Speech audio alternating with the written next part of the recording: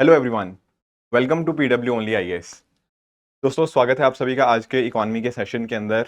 आज हम अपना चैप्टर नंबर 8 डिस्कस करेंगे, जहां पर हमें पढ़ना है मनी, बैंकिंग, मॉनेटरी पॉलिसी का जो सेकंड वाला वर्जन है। पिछला लेक्चर हमने डिस्कस किया था, उसको आई होप आप लोगों ने देख लिया होगा, राइट। अब आज का सेशन हम स्टार्ट करते हैं money, banking and monetary policy के बारे में। स्टार्ट करने से पहले दोस्तों, आप लोगों के लिए पॉइंट इन्फॉर्मेशन है। हमारे जितने भी बैचेस हैं उनकी आप डिटेल्स नोट कर पाओगे। जैसे संकल्प बैच है 2026 के लिए, टाइटन बैच है जो हमारे इंग्लिश स्टूडेंट्स हैं उनके लिए। इसके साथ ही साथ हमारा जो 2025 के लिए स्टीजन प्रोग्राम है, जिसके अंदर आपका प्रीलिम्स, मेंस की टेस्ट सीरीज एंड साथ ही साथ आपकी एक डेडिकेटेड मेंटरशिप आपको यहाँ पे प्रोवाइड करी जाती है। इसके अलावा 2025 के लिए प्रहार बैच है, हिंदी और इंग्लिश दोनों में देखने को मिल जाएगा। एंड सिमिलरली बात करें ऑप्शनल की, एंड लास्ट में हमारा बैच है विद रिगार्ड्स टू प्रारंभ, जो कि अपने आप में स्टेप बाय स्टेप एक फेज मैनर के अंदर चीज़ों की तैयारी करना चाहते हैं। डेफिनेटली ये कोर्सेज आपको बहुत ज़्यादा मदद करेंगे अपनी प्रेपरेशन को बेहतर करने के अंदर। तो इन सभी कोर्सेज का जो लिंक है मैंने नीचे डिस्क्रिप्शन में डाल दिया है, वहां पर जाकर आप इन कोर्सेज के अंदर एनरोल कर सकते हैं। ठीक है, बाकी आप जानते ही हो, ठीक है। अगर आपको मेरे टेलीग्राम पे जुड़ना हो तो आप यहाँ पे कनेक्ट कर सकते हो। हाँ जी, देखो, जब हमने लास्ट टॉपिक डिस्कशन किया था ना मनी बैंकिंग के बारे में ही, मैंने आप लोगों के साथ डिस्कशन किया था कि किस तरह से जो बैंक होते हैं वो एक तरह से इंटरमीडियरी का काम करते हैं। आप लोग समझते हो ना इंटरमीडियरी क्या होता है? इंटरमीडियरी का मतलब होता है जो इंसान बीच में होता है, which is in there in the middle, उसी को हम इंटरमीडियरी बोलेंगे। बिल्कुल। अब एक तरफ है आपके सेवर्स यानी कि डिपॉजिटर्स, और एक तरफ है आपके बोरोवर्स। बीच में आपका बैंक क्या है? बैंक है आपका एक इंटरमीडियरी, राइट। बैंक क्या कर रहा है? बैंक इनसे पैसा, मतलब ये लोग अपना पैसा डिपॉजिट करवाते हैं एंड बैंक कहीं ना कहीं आगे किसी और को पैसा लोन पे देता है। यही पूरा प्रोसेस होता है। तो बैंक को हम एक तरह से क्या कह सकते हैं यहाँ पे? बैंक को हम कह सकते हैं इंटरमीडियरी, राइट है। अब ये बात तो चलो हमें पता है बैंक्स के बारे में। इसी तरह से हमारे सामने और भी इंटरमीडियरीज हो सकते हैं। इंटरमीडियरी का मतलब बहुत ही सिंपल है, दो लोगों को कनेक्ट करने वाला इंसान इज इंटरमीडियरी। वो एक संस्था हो सकती है, वो एक इंसान हो सकता है। बैंक जैसे एक एग्जाम्पल है, इसी तरह से बहुत सारे और भी एग्जाम्पल देखने को मिल जाएंगे। जैसे आपकी इंश्योरेंस कंपनीज हो गया, ये क्या कर रही हैं? ये उस कंपनी को आपके साथ कनेक्ट कर रही हैं। आपके स्टॉक मार्केट या स्टॉक एक्सचेंजेस हो गया, एक्सचेंज क्या है? एक इंसान और दूसरा इंसान मिलते हैं, एक को शेयर बेचना है, एक को खरीदना है, तो यहाँ पे स्टॉक एक्सचेंज पे दोनों मिल जाएंगे। Do you understand my point? जब भी मैं बात करता हूँ इंटरमीडियरी की, इंटरमीडियरी एक ऐसा इंस्टीट्यूशन होगा जो बाकी दो एंटिटीज को कनेक्ट करेगा। आपके क्रेडिट यूनियन हो गया, म्यूचुअल फंड कंपनीज हो गया, ये सारे आपके फाइनेंशियल इंटरमीडियरीज का पार्ट बनते हैं। अब आज के सेशन में हमें बहुत सारे फाइनेंशियल इंटरमीडियरीज को इसी तरह से डिस्कशन करना है उनके बारे में। ठीक है, ठीक है, ठीक है। अब देखो, आरबीआई के बारे में तो हमने डिस्कशन पिछले चैप्टर में कर ही लिया था कि कैसे जो हिल्टन यंग कमीशन है वो फॉर्म किया गया 1926 के अंदर। उसके रिकमेंडेशंस के बाद फिर 1934 के अंदर हमारे सामने आरबीआई एक्ट पास होता है एंड 1 अप्रैल 1935 ऑनवर्ड्स यहाँ पे इसके जो ऑपरेशंस होते हैं वो कमेंस होते हैं। पहले इसके जो हेडक्वार्टर्स थे वो आपके बॉम्बे में नहीं थे, बाद में बॉम्बे में शिफ्ट किया गया एंड और अकॉर्डिंगली 1949 के अंदर आरबीआई को नेशनलाइज किया गया। ये चीज़ें हमने पहले भी पढ़ी हुई हैं पिछले टॉपिक के अंदर, जहाँ हमने समझा था कि कैसे कैसे आरबीआई का एवोल्यूशन हुआ है एंड आरबीआई के काम भी हमने उसी में डिस्कस कर लिए थे।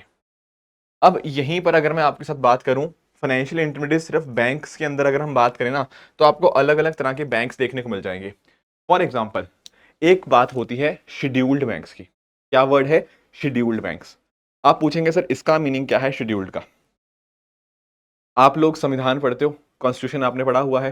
कॉन्स्टिट्यूशन के अंदर आप नोटिस करते हो शेड्यूल 1, शेड्यूल 2, शेड्यूल 3, इस तरह से अलग अलग शेड्यूल्स होते हैं संविधान के अंदर।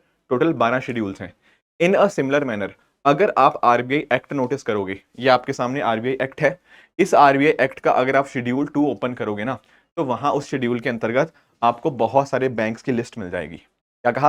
ये तो थोड़े से है, इसके अलावा और बहुत सारी लंबी चौड़ी लिस्ट है, राइट।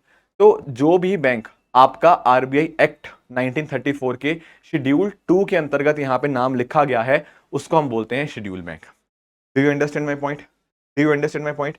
ये होता है शेड्यूल बैंक। शेड्यूल बैंक और नॉन शेड्यूल का अंतर हम आगे डिस्कशन करेंगे, पर यहां पे वर्ड समझो कि शेड्यूल वर्ड का मीनिंग क्या है। इट सिंपली मीन्स कि आरबीआई एक्ट के शेड्यूल 2 के अंतर्गत उसका नाम यहां पे मेंशन्ड है, उसको शेड्यूल बैंक यहां पे बोलेंगे। अब शेड्यूल बैंक के रिगार्डिंग ना दो चीजें आपको पता होनी चाहिए। पहले आप एक टर्म समझो, ठीक है। आपको एक टर्म समझनी है।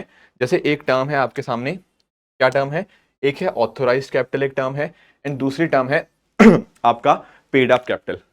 दो टर्म्स है, ऑथराइज्ड और पेड अप कैपिटल। जैसे मान लो ये पूरा ग्लास है ना, पूरा ग्लास आपके सामने है।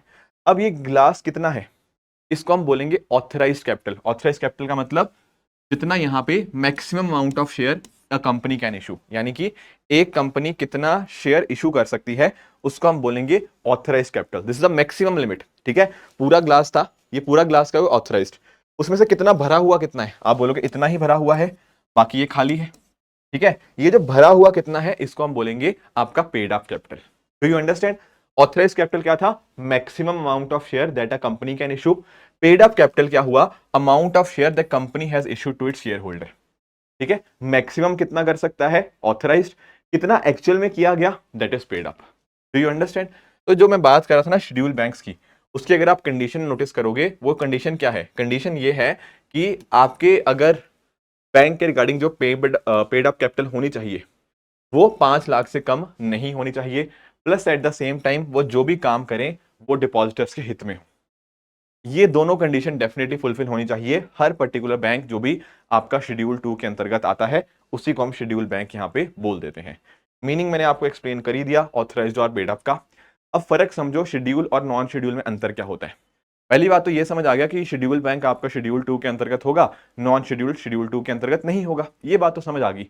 अब फर्क आता है कि आरबीआई जो अलग अलग रूल्स बनाता है ना, वो आपके शेड्यूल बैंक्स वालों को फॉलो करने होते हैं, नॉन शेड्यूल वालों को सारे रूल्स फॉलो नहीं करने होते, कुछ एक करने होते हैं पर सारे नहीं करने होते। फर्क समझो, जैसे आप लोगों के साथ मैंने डिस्कशन किया हुआ है कि जो सीआरआर है, कैश रिजर्व रेशो, वो आरबीआई के पास डिपॉजिट करवाना पड़ता है इन फॉर्म ऑफ कैश। यहां पर उनको कोई इंटरेस्ट नहीं मिलता, यहां से वो पैसा नहीं कमा सकते। ये सब चीजें हमने सीआरआर के रिगार्डिंग पढ़ी हुई हैं। ये जो सीआरआर डिपॉजिट करने वाला आरबीआई के साथ ना, ये एप्लीकेबल होता है for scheduled banks. Non scheduled banks के केस में सीआरआर उनको डिपॉजिट करना है पर वो अपने पास रख सकते हैं, जरूरी नहीं होता कि वो आरबीआई के पास ही जमा करें, but that is compulsory in case of scheduled banks. इसके अलावा आरबीआई से पैसा बोरो कर सकते हैं रेपो रेट और बाकी माध्यम से आपके schedule banks, whereas non schedule bank क्या आरबीआई से पैसा ले सकते हैं नहीं ले सकते, ये आरबीआई की मर्जी के ऊपर होता है। It is on the description of reserve Bank of India. ठीक है, इसके अलावा अगर मैं बात करूं, जो आपके शेड्यूल बैंक्स होते हैं ना, वो आपके क्लियरिंग हाउस का मेंबर बन सकते हैं। क्लियरिंग हाउस का मीनिंग क्या होता है कि जहां पर लेट से आपका कोई पेमेंट है, आपकी कोई सिक्योरिटी है, कुछ डेरिवेटिव्स है, उनके एक्सचेंज को, मतलब जिनके पास पावर्स होती हैं उनका एक्सचेंज को फैसिलिटेट करने की पावर्स वो यहाँ पे इनके पास होती है शेड्यूल बैंक्स के पास। पर अगर मैं बात करूं नॉन शेड्यूल बैंक्स की, उनके पास ये पावर नहीं होती, दे can not become member of clearing house. तो ये कुछ अंतर थे जो आपको शेड्यूल्ड और नॉन शेड्यूल बैंक्स के बीच में आपको अंतर पता होना चाहिए। आई होप ये वाली बात सबको क्लियर होगी, राइट। तो इस तरह से आप पूरी पूरी लिस्ट देख सकते हो सेकंड शेड्यूल के अंतर्गत जो आते हैं, और भी इस तरह से बहुत लंबी चौड़ी आपको लिस्ट देखने को मिल जाएगी।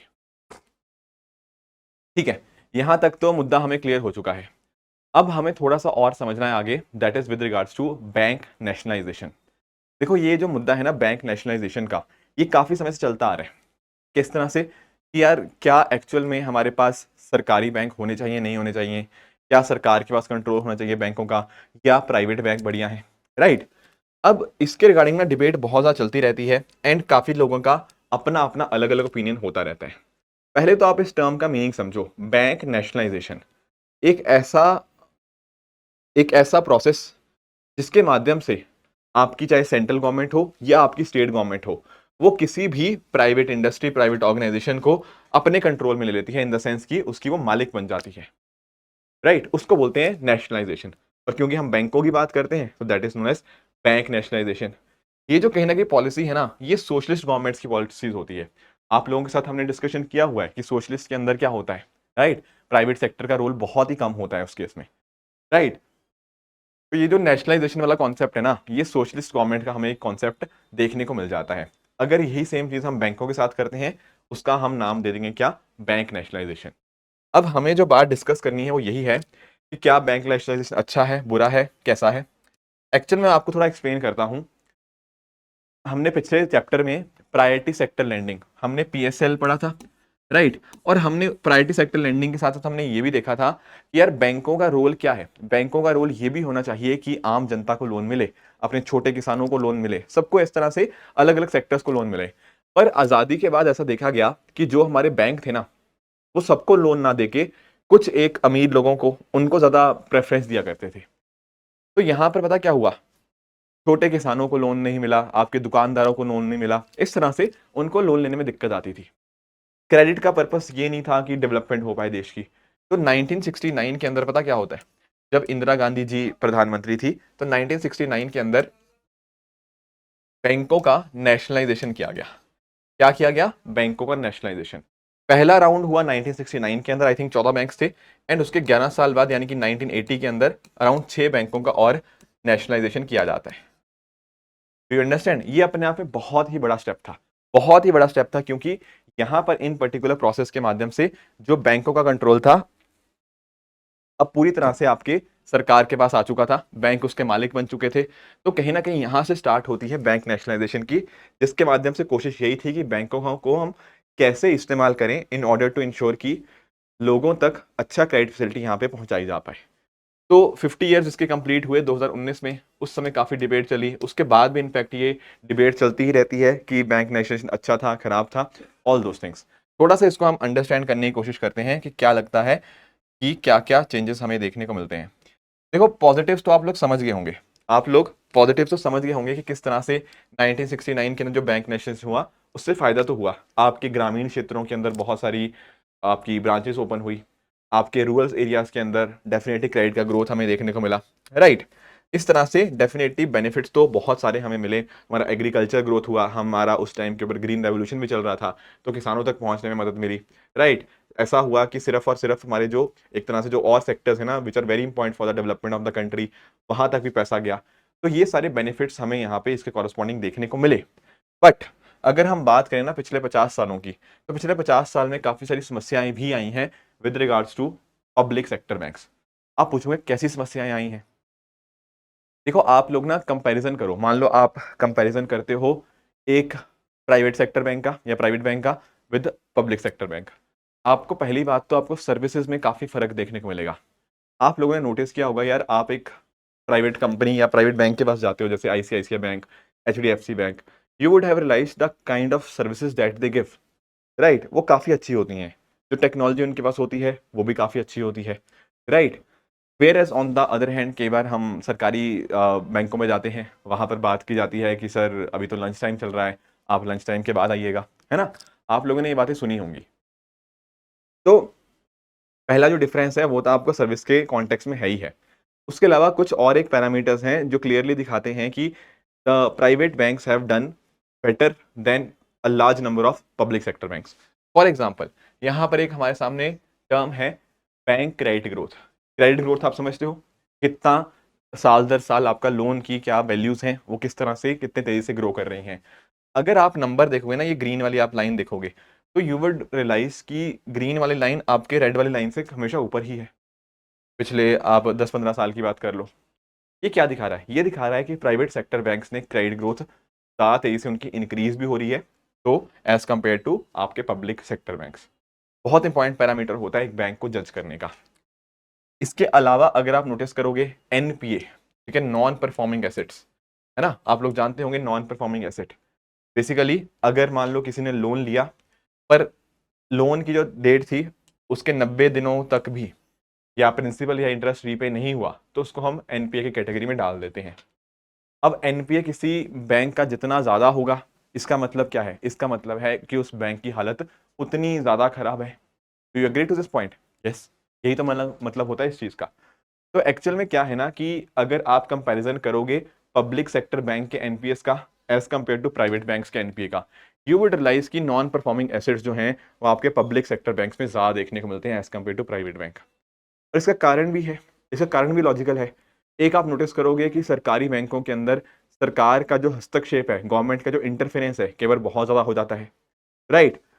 प्राइवेट बैंक के अंदर आपका होता है, उतना नहीं होता शायद interference as compare to public banks, right. ऊपर से प्राइवेट बैंक के अंदर लोगों को ना अपनी चिंता होती है, चिंता इन द व्हाट सेंस कि उनको पता होता है कि अगर हम अच्छा काम करेंगे तो हमारा कैरियर प्रोग्रेशन अच्छे से होगा।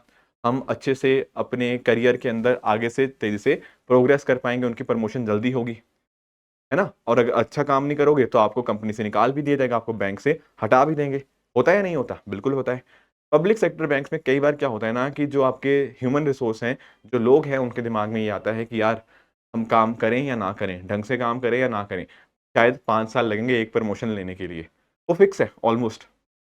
तो ये वाली चीज़ भी कई बार ना the quality of services that they provide and कितनी तेज़ी से ग्रो कर रहे हैं या एनपीएस कितनी तेज़ी से बढ़ रहे हैं, इनके ऊपर इम्पैक्ट डाल देता है। आप बड़े-बड़े एग्ज़ाम्पल्स देखते ही हो, विजय माल्या का देखते हो, राइट? नीरव मोदी हो गया, मेहुल चोकसी हो गया, इनके एग्ज़ाम्पल आप सबने देखे ही हुए हैं। ये क्या दिखाते हैं? ये सारे एग्ज़ाम्पल्स दिखाते हैं कि आपके ज़्यादातर जो एनपीएस हुए हैं, वो पब्लिक सेक्टर बैंक्स में हुए। तो एनपीए ज़्यादा होना as compare to private sector, this shows कि पब्लिक सेक्टर बैंक्स की हालत थोड़ी खराब है। इसके अलावा दोस्तों अगर मैं बात करूँ, यहाँ पर आप नोटिस कर पाओगे कि ग्लोबल टॉप 100 मतलब दुनिया भर में अगर हम टॉप 100 बैंक्स की बात करें, तो टॉप 100 बैंक में भारत का सिर्फ एक ही है। पूरी दुनिया में अगर आप सबसे बड़े बैंकों की बात करें, तो इंडिया में सिर्फ एक बैंक आता है, that is State Bank of India. वो पब्लिक सेक्टर बैंक है and it is doing good, no doubt about it. But फिर भी शायद जिस लेवल पे हम उसको एक्सपेक्ट करेंगे ना, जिस लेवल पे होना चाहिए, उस लेवल के ऊपर वो नहीं है। है ना? या बाकी और बैंक उतना नहीं हम कर पाए। तो अगर हमारे पास इतना टाइम था, आज़ादी के तो 75 साल हो चुके हैं और वैसे भी राइट 1969 के बाद नेशनलाइज़ेशन हुआ है, तो वी वुड हैव एक्सपेक्टेड कि यहाँ पर इंडिया के और बैंक्स होते। पर आप कंपैरिज़न देखो ना चाइना, यूएसए, वहाँ पर तो बहुत हेवी लेवल में आपको बैंक्स देखने को मिल जाएँगे। तो ये सब चीज़ें हैं। तो पॉजिटिव्स डेफिनेटली हैं, जैसे पॉजिटिव मैंने आपको डिस्कस किया कि बैंकों की ब्रांचेज़ इंक्रीज़ हुई, एग्रीकल्चर का प्रोडक्शन इंक्रीज़ हुआ, पॉवर्टी हमें कम देखने को मिली, विलेजेस का एम्पावरमेंट हुआ। पर नेगेटिव्स भी बहुत सारे थे, चाहे एनपीएस की बात कर लो, चाहे आप बात कर लो कि बड़े-बड़े बैंक्स की बात कर लो, चाहे आप बात कर लो आपके in terms of credit growth. तो फ़र्क आपको क्लियरली देखने को मिलता है। इसके अलावा जब हमने आपके स्टार्टिंग चैप्टर्स के अंदर कैपिटलिज़्म, सोशलिज़्म और आपका मिक्स्ड इकोनॉमी पढ़ा था ना, तो मैंने आपको सोशलिज़्म के कुछ नुकसान गिनाए थे। वो कहीं न कहीं जो नुकसान है, उनको भी आप यहाँ पे ऐड ऑन कर सकते हो कि क्योंकि यहाँ पे मेरिटोक्रेसी नहीं होती, वहाँ पे कुछ और इश्यूज़ भी आते हैं, आपकी और दिक्कतें आती हैं, तो वो एक नेगेटिव्स की तरह यहाँ पे एक्ट कर सकते हैं। You must remember all these points under bank nationalisation क्योंकि इसके लगभग 55 ईयर्स कंप्लीट हो चुके हैं। राइट, ये वाली बात चलो होगी, ठीक है, इसको तो हमने समझ लिया। अब आ जाते हैं अपने बाकी और चीज़ों के ऊपर, राइट। तो 1-2 पॉइंटर्स थे जैसे आपकी ना इश्यूज़ जो थे ना बैंकिंग सेक्टर के रिगार्डिंग अगर हम थोड़े पीछे जाएँ, तो आप नोटिस करते हो कि ना पिछले 50 साल के अंदर भी अगर हम बात करें, तो कुछ एक इश्यूज़ बैंकों ने बहुत फेस किए। जैसे नॉन परफॉर्मिंग एसेट था, राइट? पर इसको भी हमने काफ़ी हद तक अब टैकल कर लिया है। अब आजकल के समय हम नोटिस करेंगे तो नॉन परफॉर्मिंग एसेट थोड़े कम हो चुके हैं। पहले सीआरआर, एसएलआर ज़्यादा होता था, गवर्नमेंट का इंटरफेरेंस ज़्यादा होता था, फाइनेंशियल इंक्लूजन थी नहीं, लेंडिंग रेट जो थी वो कहीं न कहीं एडमिनिस्ट्रेड थी, एक्सटर्नल बेंचमार्किंग नहीं थी, राइट? और पुअर सर्विस थी। ये सारी कुछ समस्याएँ थी, पर हमने यहाँ पर कुछ एक इन समस्याओं को सॉल्व कर लिया है। फॉर एग्ज़ाम्पल अगर फाइनेंशियल इंक्लूजन नहीं थी, उसके लिए हमने जनधन अकाउंट्स खुलवाए, हमने और इस तरह से और एफर्ट्स लिए, आपका इंफ्रास्ट्रक्चर बेहतर किया। तो दैट वाज़ द वे कि हमने फाइनेंशियल इंक्लूजन के इश्यू को टैकल किया। सीआरआर, एसएलआर ज़्यादा था पहले, अब ये काफ़ी हद तक कम हो चुका है। उसी तरह से अगर बैंकों की सर्विस अच्छी नहीं थी, तो हमने एक ईस इनिशिएटिव लेकर आए, enhanced access and service excellence. उसके माध्यम से बैंकों को हम और कैसे बढ़िया कर सकते हैं, वो देखा गया। पॉलिटिकल मेडलिंग होती थी पहले, राइट? कि पॉलिटिशियंस का इंटरफेरेंस ज़्यादा होता था इन टर्म्स ऑफ अपॉइंटमेंट कि कौन पर्टिकुलर किसी बैंक का कौन चेयरमैन बनेगा, कौन सीईओ होगा, राइट? इस तरह की चीज़ों के अंदर पॉलिटिकल इंटरफेरेंस पहले बहुत ज़्यादा था। पर हम लेकर आए, पहले एक्चुअल में इसका नाम था बैंक बोर्ड ब्यूरो, राइट? हमने बैंक बोर्ड ब्यूरो की जगह हम ले आए financial service institution bureau, right? तो जो एफएसआईबी है या उसका जो प्रेडिसेसर था बीबीबी, बैंक बोर्ड ब्यूरो, उसके माध्यम से हमने इंश्योर ये किया कि भाई ये रिकमेंड करें सरकार को कि कौन आपका किसी पर्टिकुलर बैंक में हाईएस्ट ऑफिशियल कौन होना चाहिए, राइट? तो पॉलिटिकल मेडलिंग भी इसमें खत्म हुई, ठीक है? ये करंट फेज में कई बार आपके साथ डिस्कशन भी कर चुका हूँ। उसकी तरह ही आपका लैंडिंग रेट पहले एडमिनिस्ट्रेड होता था, कितने परसेंटेज रेट के ऊपर किसी को लोन मिलेगा, किसी को लोन नहीं मिलेगा, वो सारा एडमिनिस्ट्रेड था, सारा देखा जाता था कि कितने पे मिलना चाहिए, ठीक है ना? कि बिल्कुल भी कोई ऐसी ट्रांसपेरेंसी नहीं थी। दैट वाज लैंडिंग रेट में एडमिनिस्ट्रेड होना। अब यहाँ पे हम ले आए हैं क्या, एक्सटर्नल बेंचमार्क लेंडिंग रेट। अब क्या होता है ना कि अगर मान लो किसी का इंटरेस्ट रेट है, मान लो अगर मैं ये बोल दूं कि रेपो रेट प्लस 2% आपका, या रेपो रेट प्लस 2% या 5% आपका इंटरेस्ट रेट रहेगा, इसका मतलब क्या है कि जैसे जैसे रेपो रेट चेंज होगा उसके अकॉर्डिंगली क्या होता रहेगा, उसके अकॉर्डिंगली आपकी जो इंटरेस्ट रेट होगी वो भी चेंज हो जाएगी, है कि नहीं। तो यहां पर बैंकों के हाथ में कंट्रोल ना होके हमने एक एक्सटर्नल बेंचमार्क के ऊपर यहाँ पे उसका कंट्रोल दे दिया है। तो दैट वाज वन मैकेनिज्म के माध्यम से आप नोटिस कर पाओगे कि आपने लेंडिंग रेट के जो इश्यूज थे उसको भी टैकल कर लिया। नॉन परफॉर्मिंग एसेट्स ज़्यादा थे तो प्रोजेक्ट शक्ति लेकर आए कि कैसे उनको रिजॉल्व करना है। ठीक है, ये सारे मुद्दे हमने करंट अफेयर्स के अंदर भी यहाँ पे डिस्कस कर रखे हैं। तो ये जो पब्लिक सेक्टर बैंक्स की डेफिनेटली इश्यूज थे इसको कहीं ना कहीं हमने ओवरकम किया हुआ है। तो ये बात हमें थोड़ी सी समझ भी आ चुकी है। अब इसी के साथ एक और जो मुद्दा मिलता जुलता हमें देखने को मिलता है वो होता है आपके बैंकों के कंसोलिडेशन का। क्या मतलब कि बैंक कंसोलिडेशन होना चाहिए या नहीं होना चाहिए। अब आप पूछेंगे बैंक कंसोलिडेशन का मीनिंग क्या है। बैंक कंसोलिडेशन का मीनिंग मतलब क्या है, कई बार सरकार बोलती है यार ये 2-3 बैंक हैं या ज़्यादा भी हो सकते हैं, इनको मिलाकर एक बैंक बना दो। जैसे पिछले सालों के अंदर Punjab national bank, United bank, OBC bank, इनको कंबाइन करके एक बैंक बना दिया गया। ऐसे कैनरा बैंक और सिंडिकेट बैंक को जोड़ दिया गया। राइट, इस तरह कई बार सरकार अलग अलग बैंकों का कंसोलिडेशन करती रहती है। अब आपके दिमाग में आएगा सर ये कंसोलिडेशन अगर कर रहे हैं तो उसका क्या फायदा क्या नुकसान है। दोनों बातें पता होनी चाहिए, मेंस के अंदर क्वेश्चन आ सकता है। देखो, कंसोलिडेशन करने के फायदे हैं, डेफिनेटली फायदे हैं। जैसे फॉर एग्जांपल अगर मैं आपको ये बोलूं कि लेट्स से कोई एरिया है, यहां पर मैंने किसी एरिया की बात करी, ये है हमारा एरिया। अब कई बार पता क्या होता है, एक पब्लिक सेक्टर बैंक यहाँ पे काम कर रहा है, इसके 10 दुकानें छोड़ के दूसरा पब्लिक सेक्टर बैंक कर रहा है, और 10 दुकानें छोड़ के तीसरा पब्लिक सेक्टर बैंक काम कर रहा है। तो उससे क्या हो रहा है, उससे बड़ी दिक्कत हो रही है, उससे कहीं ना कहीं हम रिसोर्सेज का एफिशिएंट यूज नहीं कर पा रहे। Do you understand, right. अब इससे दिक्कत ये तो आती आती है। तो इतने सारे केवल पब्लिक सेक्टर बैंक्स हैं, अगर हम उनको कंसोलिडेट कर दें तो उससे क्या होगा, उससे डेफिनेटली कॉस्ट कटिंग होगी, plus at the same time हम क्या कर पाएंगे, इतने सारे पब्लिक सेक्टर बैंक्स में जो लोगों को दिक्कतें फेस होती है ना, वो दिक्कतें भी कहीं ना कहीं हम उसको रिड्यूस कर पाएंगे। क्योंकि जब इतने सारे अलग अलग साथ साथ में ऑप्शंस हैं तो इनकी जगह अगर एक ही ब्रांच होगी तो खर्चा कम होगा, प्लस आपकी जो आम जनता है उनको भी अच्छी सर्विस मिल पाएगी। और ऊपर से आप एक बात नोटिस करो, जब मैंने आपको बताया था कि दुनिया भर के बड़े बड़े बैंकों की अगर हम बात करते हैं, वहां पर इंडिया का सिर्फ एक बैंक था, स्टेट बैंक ऑफ इंडिया। तो अगर हम different different public sector banks को ऐसे कंबाइन कर रहे हैं, उनको कंसोलिडेट कर रहे हैं, इससे क्या होगा, इससे हमारे जो बैंक होंगे वो काफ़ी बड़े बन जाएंगे। काफ़ी बड़े बनेंगे तो दुनिया भर में हमें जो बड़े बड़े बैंक चाहिए, राइट, जैसे दुनिया में अलग अलग जगह पे हैं, तो उनकी तरफ एक कदम ये हो सकता है।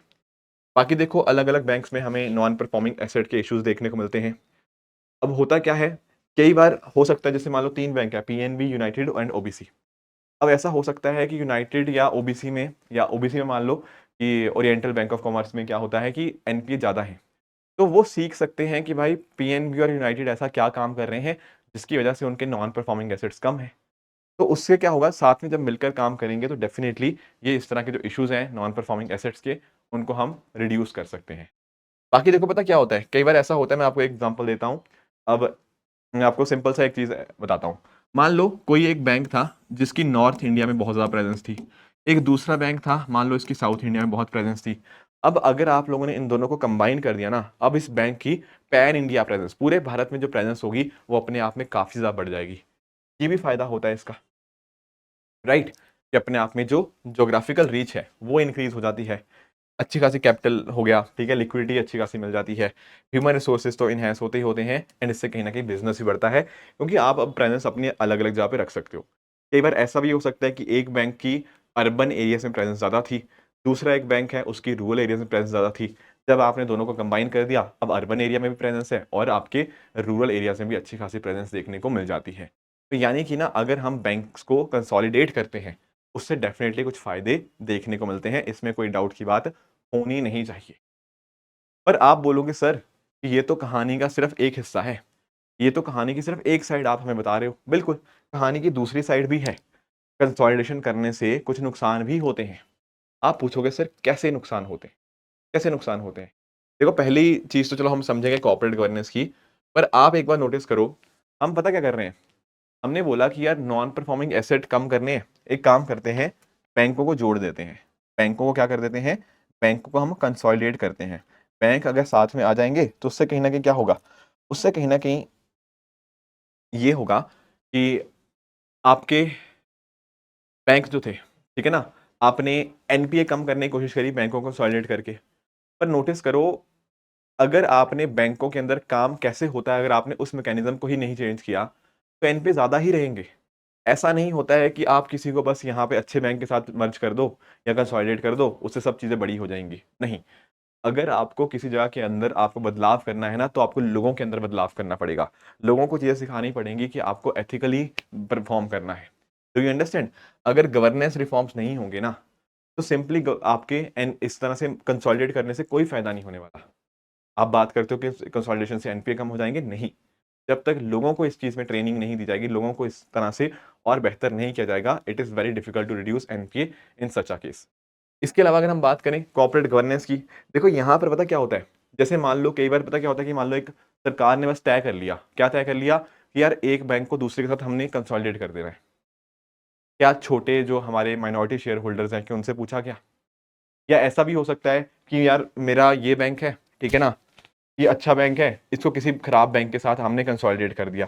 तो इस तरह के जो डिसीजंस होते हैं ना वो कहीं ना कहीं दिक्कत दे जाते हैं, ठीक है। ये दिखाते हैं कि किसी एक बड़े प्लेयर का इतना ज़्यादा डोमिनेंस है कि जो आपके छोटे शेयर होल्डर्स हैं उनका किसी ने पूछा ही नहीं। ठीक है, मान लो जैसे मान लो मेरा पीएनबी में मान लो मेरा शेयर होल्डर हूँ मैं, मैंने उसका शेयर खरीदा हुआ है, तो मैं भी एक छोटा सा मालिक हुआ पीएनबी का। पर क्या मेरे से पूछ के यहाँ पे कंसोलिडेशन किया गया? नहीं, बस सरकार ने मर्जी से कर लिया। और मर्जर भी हो सकता है ऐसा किया हो कि बहुत घटिया घटिया से बैंक यहाँ जिनमें एनपीए बहुत ज़्यादा है उनको मर्ज कर दिया हो। कॉर्पोरेट गवर्नेंस तो बिल्कुल साइड हो गया, डोमिनेंट शेयर होल्डर ने सब कुछ फैसला ले लिया यहाँ पे तो। एंड ऊपर से पता क्या होता है, जब भी आपके बैंक मर्जे होते हैं ना उससे इमर्ज होता है क्या? Systemic risk. सिस्टमिक रिस्क का मतलब क्या? देखो, बड़े बैंक होने का फायदा भी है पर बड़े बैंक होने का नुकसान भी है। आप पूछोगे नुकसान क्या? देखो कई बार आप लोगों ने एग्जांपल सुने होंगे कि जैसे 2008 में लीमेन ब्रदर्स जो कोलैप्स हुआ था, या इस तरह की दुनिया में अगर मान लो कि बहुत बड़ा बैंक है, मैं आपको एग्जांपल समझाता हूँ। जैसे इंडिया में एसबीआई बैंक है, अगर मान लो जस्ट होना नहीं चाहिए पर मान लो एसबीआई मान लो कोलैप्स कर गया एक दिन, एसबीआई अगर डूब गया एक दिन, तो इसका मतलब पता क्या है? इसका मतलब ये है कि भारत की अर्थव्यवस्था एक तरह से डूब गई। Do you understand my point? बड़े बैंक होने से फायदे हैं पर बड़े बैंक होने के नुकसान भी तो अपने अपने हैं। अगर बैंक अपने आप में बहुत ज़्यादा बड़ा हो जाता है एंड कल को वो बैंक डूब गया तो उसका नुकसान आप समझ रहे हो कि कितना ज़्यादा मैसिव लेवल पे उसका इम्पैक्ट देखने को मिलेगा। बाकी आप नोटिस करो, आपने बैंकों को जोड़ तो दिया पर कई बार हो सकता है एक बैंक अलग टेक्नोलॉजी पे काम कर रहा हो, दूसरा बैंक दूसरी टेक्नोलॉजी पे काम कर रहा हो, तीसरा बैंक तीसरी टेक्नोलॉजी पे काम कर रहा हो। इन सभी अलग अलग टेक्नोलॉजीज के अंदर आपस में हार्मोनाइजेशन कैसे लेकर आए, तीनों को साथ में कैसे काम करवाएं, उनकी टेक्नोलॉजी को कैसे इंटीग्रेट करें, ये बड़ा इशू आ जाता है। इसके अलावा एक जो चीज़ होती है वो होता है आपका वर्क कल्चर की। हो सकता है यार एक पर्टिकुलर बैंक है इनमें से जिनका कल्चर काफ़ी ना ओपन कल्चर है, आप किसी भी से भी जाके आराम से बात कर सकते हो। अगर आपको अपने हाईएस्ट ऑफिशियल से भी बात करनी है तो बहुत ही ओपन कल्चर है, आप आराम से आके बात करिए। हो सकता है दूसरे कल्चर में ऐसा ना होता हो, वहाँ पर एक प्रॉपर हायरार्की फॉर्म होती हो, वहाँ पर किसी से भी बात करनी है तो हर एक बात एक तरीके से करी जाती है, हर चीज़ के लिए मीटिंग होती है, हर चीज़ के लिए मेल किया जाता है। दूसरे बैंक में हो सकता है ना हो। जब आप इन दोनों अलग अलग वर्क कल्चर्स को आपस में मिलाने की कोशिश करते हो तो दोनों में हो सकता है कि कुछ मतलब ये नो एक तरह से वो एग्री ना कर पाए इस बात से कि यार पता नहीं कहाँ पे हमें डाल दिया है, यहाँ तो समझ ही नहीं आ रहा कैसे प्रोसेस काम करता है, इनको इसका प्रोसेस समझ नहीं आएगा, इनको इनका कल्चर समझ नहीं आएगा। बाकी देखो जब इस तरह से कंसोलिडेशन होता है तो काफ़ी सारे लोग प्रोटेस्ट पे भी उतरते हैं, उनका दिमाग में ये आता है कि यार हो सकता है अब हमारी नौकरियां ना खत्म हो जाएं, सरकार कहीं ना कहीं प्राइवेटाइजेशन की तरफ तो नहीं बढ़ रही, सरकार ऐसा तो नहीं कोशिश कर रही कि यार नौकरियां ही कम कर दे, राइट? कई बार ऐसा होता है, ठीक है। और आप नोटिस करोगे कि कई बार ना ये फाइनेंशियल इंक्लूजन के कॉन्सेप्ट के भी अगेंस्ट जाता है। क्या हो रहा था पहले पहले मान लो अगर मान लो इस एरिया के अंदर हो सकता था 3 बैंक चल रहे थे और मान लो ये 2 किलोमीटर दूर था, ये तीनों ब्रांचेस मान लो 2-2 किलोमीटर दूर थी। अब ये बहुत ज़्यादा पास भी नहीं है पर बहुत ज़्यादा दूर भी नहीं है। अब बैंकों का कंसोलिडेशन हुआ तो दे माइट थिंक कि यार छोड़ो, 2 ब्रांचेस यहाँ से हटा दो, बस एक बैंक से या एक ब्रांच से हमारा काम चल जाएगा। अगर ऐसा होता है ना तो इसके देखो कॉस्ट कटिंग में फायदा है और बाकी फायदे भी हैं, पर इसका नुकसान पता क्या हो सकता है? एक इंसान जिसके पास में ये बैंक पहले पड़ता था, अब वो सोचेगा कि यार ये वाली ब्रांच तो मेरे बहुत ही ज़्यादा दूर है, क्या मुझे जाना चाहिए वहाँ पे या नहीं जाना चाहिए? ये एक बहुत बड़ा क्वेश्चन मार्क आ जाता है। तो कई बार लोगों का ऐसा मानना है कि एक तरफ तो हम बात करते हैं कि फाइनेंशियल इंक्लूजन करना है तो लोगों तक हमें पहुंचना पड़ेगा, पर जब हम बात करते हैं बैंकों के कंसोलिडेशन की, तो कई बार ये पॉइंट भी निकल के आता है कि बैंक कंसोलिडेशन से आपका जो फाइनेंशियल इंक्लूजन होता है ना, उसको एक सेटबैक देखने को मिलता है। दोस्तों आगे डिस्कशन कर लेते हैं अपने प्राइवेट बैंक्स के ऊपर। अब जब मैं बात करता हूँ प्राइवेट बैंक, अब हमें अभी समझा कि किस तरह से जो आपके सरकारी बैंक होते हैं उनके कंसोलिडेशन से कुछ फायदे कुछ नुकसान थे। और मैंने आप लोगों को ये भी एक्सप्लेन किया कि प्राइवेट बैंक्स की वजह से क्या होता है, प्राइवेट बैंक्स की सर्विस हमें थोड़ी कंपैरेटिवली बेटर देखने को मिलती है। अब अगर हम बात करते हैं 1991 की, तो आप जानते होंगे उस समय हमारे सामने एलपीजी रिफॉर्म्स आए, लिबरलाइजेशन, प्राइवेटाइजेशन, ग्लोबलाइजेशन रिफॉर्म्स हमें देखने को मिलते हैं। अब उसी समय के ऊपर एक कमेटी बनाई जाती है, का नाम है क्या, नरसिम्हन कमेटी। अब ये कमेटी ने एक बहुत इंपॉर्टेंट रिकमेंडेशन दी, वो ये थी कि हमें प्राइवेट प्लेयर्स की एंट्री यहाँ पे होनी चाहिए। पहले तो हमने देखा कि कैसे 1969 के अंदर, कैसे 1980 के अंदर बैंकों का राष्ट्रीयकरण किया गया, बैंकों का नेशनलाइजेशन हुआ। उसके बाद नरसिम्हन कमेटी ने ये रिकमेंड किया कि हमारे सामने प्राइवेट प्लेयर्स की एंट्री होनी चाहिए। उसी के अंतर्गत आरबीआई ने डिफरेंट डिफरेंट प्राइवेट एंट्रीज को यहाँ पर लाइसेंस दिया। अब उसके अंदर आपका आईसीआईसीआई आ गया, आपका एचडीएफसी आ गया, एक्सिस आ गया, इस तरह से यहाँ पे इनकी एंट्री हुई। फिर बाद में नरसिम्हन कमेटी ने ही और रिकमेंडेशंस दी, तो उसके माध्यम से आप नोटिस करोगे डिफरेंट और बैंक्स, जैसे आपका कोटक महिंद्रा बैंक हो गया, यस बैंक हो गया, आईडीएफसी हो गया, ये सभी बैंकों की भी एंट्रियां होती हैं। और आप समझते होंगे कि यार जब हमने कैपिटलिज्म सोशलिज्म का अंतर समझा था, वहीं से हमें कहीं ना कहीं एक आइडिया मिल जाएगा कि कैसे प्राइवेट बैंक्स का क्या रोल रह सकता है। अब एक बात आपको ध्यान पता क्या देनी है, एक टर्म आप पढ़ पा रहे होंगे स्लाइड्स के ऊपर, that is on tap licence. क्या मतलब होता है इस चीज का, ऑन टैप लाइसेंस? समझो, जैसे मान लो मैं हूं और मुझे बनाना है बैंक। ये पहले की कहानी बता रहा हूँ। पहले पता क्या होता था कि मान लो अगर मुझे बैंक बनाना है, तो मुझे ना आरबीआई का एप्लीकेशन का वेट करना पड़ता था। आरबीआई बोलता था कि ये 2 महीने की आपका है, टाइम है आपके पास। इन 2 महीनों के अंदर किसी को अगर बैंक बनाना है ना, तो वो एप्लीकेशन फिल कर दो। अगर आपकी एप्लीकेशन स्वीकार करी जाएगी तो आपको बैंक बना दिया जाएगा। पहले ऐसे विंडो ओपन होती थी थोड़े टाइम के लिए, जैसे आप लोगों के एग्जाम की विंडो ओपन होती है ना, कि अगर आपको यूपीएससी सीएससी का आपको पेपर देना है, तो आप अपना फॉर्म फिल कर दो। आप सिर्फ उसी टाइम के अंदर अपना फॉर्म फिल कर सकते हो, और कोई तरीका नहीं है ना। पहले ये होता था। अब पता क्या होता है, अब ऑन टैप लाइसेंसिंग का सिस्टम हो चुका है। अब पता क्या है, अब जो आपका आरबीआई है वो ऐसे विंडो ओपन नहीं करेगा कोई। वो ये कहेगा कि अगर किसी को भी बैंक बनना है तो जब मर्जी आए। मान लो मुझे आज बैंक खोलना है, मैं जाऊंगा आरबीआई के पास, उनको दिखाऊंगा कि भाई ये मेरे कागज हैं, जो भी आपकी कंडीशंस हैं वो सारी मैं फुलफिल करता हूं, आप मुझे कॉरेस्पॉन्डिंग बैंकिंग लाइसेंस दे दो। इससे पता क्या हुआ है, बैंक के लिए या एक एंटिटी के लिए बैंक का लाइसेंस लेना अब थोड़ा आसान बन गया है। पहले क्या होता था, एक विंडो ओपन होती थी, अब उसको बोलते हैं ऑन टैप लाइसेंस। आप जब जाओगे, जब आपका मन करेगा, आप उस समय आरबीआई को अप्रोच कर सकते हो। तो यहाँ पर एक इंडिविजुअल हो सकता है, एक एनबीएफसी। एनबीएफसी अभी हम डिस्कशन करेंगे कि एनबीएफसी होता क्या है, it is non banking financial company, आगे लेक्चर में आ जाएगा। उसके अलावा कोई प्राइवेट कंपनी हो सकती है, वो इस तरह से आपका प्राइवेट बैंक फॉर्म कर सकती है। कुछ एक कंडीशंस होनी चाहिए, जैसे फॉर एग्जांपल एक कंडीशन ये होती है कि कम से कम 10 साल का एक्सपीरियंस होना चाहिए आपके बैंकिंग या फाइनेंस सेक्टर के अंदर, अदरवाइज नहीं पॉसिबल। इसके अलावा आपकी जो 25% ब्रांचेस होनी चाहिए, वो आपकी अनबैंक्ड रूरल एरियाज के अंदर आप ओपन करने के लिए रेडी होने चाहिए।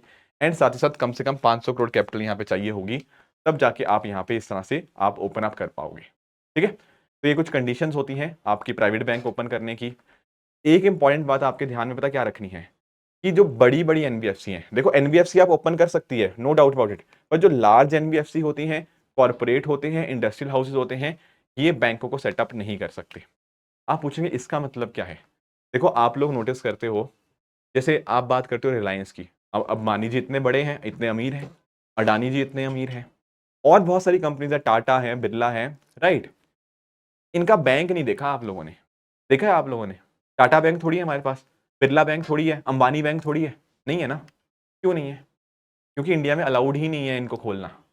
तो आपके जो लार्ज एनबीएफसी होते हैं, आपके कॉर्पोरेट होते हैं, आपके इंडस्ट्रियल हाउस होते हैं, they are not allowed to set up banks. ऐसा नहीं है कि इनकी मर्जी नहीं थी, ये करना चाहते तो कर सकते थे, बट क्योंकि हमारे यहाँ पे रूल्स अलाउ नहीं करते, बड़े बड़े कॉर्पोरेट जो घराने हैं उनको बैंक सेटअप करने के लिए अलाउ नहीं करते, इसीलिए इंडिया में corporates do not have any such banks. Do you understand this point? तो ये बात आपको पता होनी चाहिए। अब देखो ना, एक्चुअली में पता क्या होता है, यहाँ पे ना एक डिबेट आती है।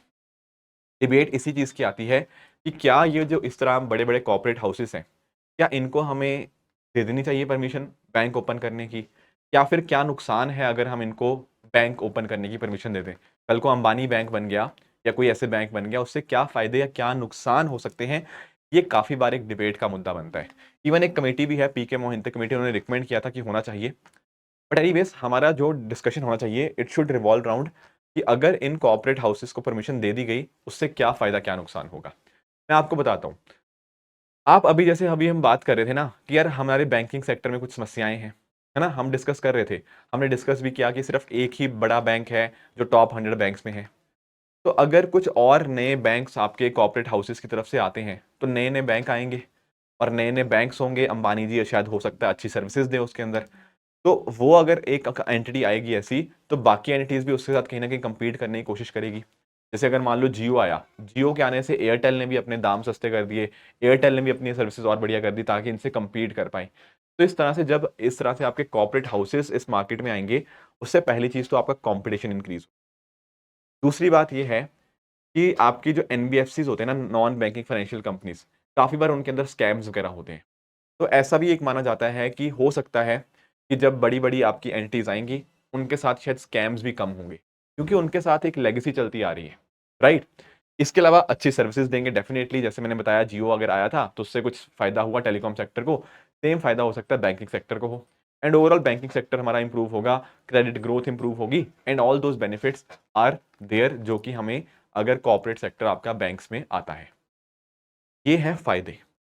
पर आप दिमाग लगाओ, एंड मैं आपसे एक्सपेक्ट करूंगा कि आप कुछ एक पॉइंटर कमेंट में लिखेंगे कि यार अगर इतने फायदे हैं और दिख भी रहा है कि फायदे हैं, तो कोई ना कोई तो बहुत बड़ा कारण रहा होगा ना, जिस वजह से हम नहीं चाहते कि आपके बड़े बड़े कॉर्पोरेट हाउसेस बैंकों में आए, है ना? कुछ तो सोचा होगा। आरबीआई ऐसे थोड़ी है।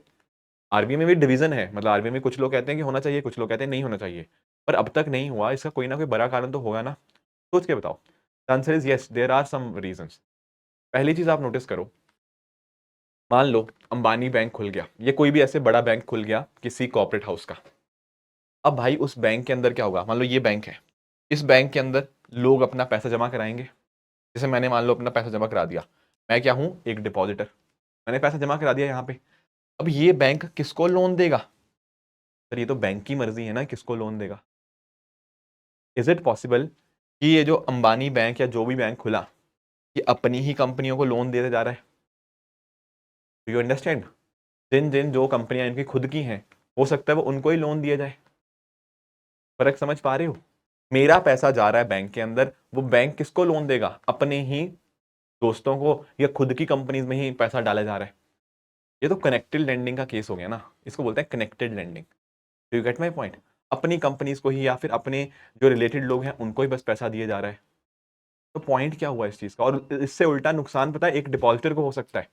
कल को ये डूब गया, ये कंपनी डूब गई, तो बैंक तो कहीं ना कहीं हो सकता है पीछे हो जाए कि हम तो डूब गए भाई, अब कर लो जो करना है। Do you understand? और ये कनेक्टेड लैंडिंग वाला केस बहुत ही खतरनाक हो सकता है। कल को हो सकता है आपका पैसा कहीं ऐसी जगह डाल दिया जाए जो अपने आप में बहुत ज़्यादा रिस्की है। That is also very big concern. That is also very big concern. क्या प्रॉपर ड्यू डिलिजेंस होगी यहाँ पे? क्या ये लोग अपनी कंपनियों को बोलेंगे कि भाई आपकी कंपनी अच्छा परफॉर्म नहीं कर रही, हम नहीं आपको लोन देंगे? नहीं, वो दे देंगे। गलत चीज़ हो जाएगी यहाँ पे। अंडरस्टैंड कर पा रहे हो? आम इंसान का, एक डिपॉजिटर का पैसा गलत जगह लग सकता है। लोन्स एवरग्रीन हो सकते हैं।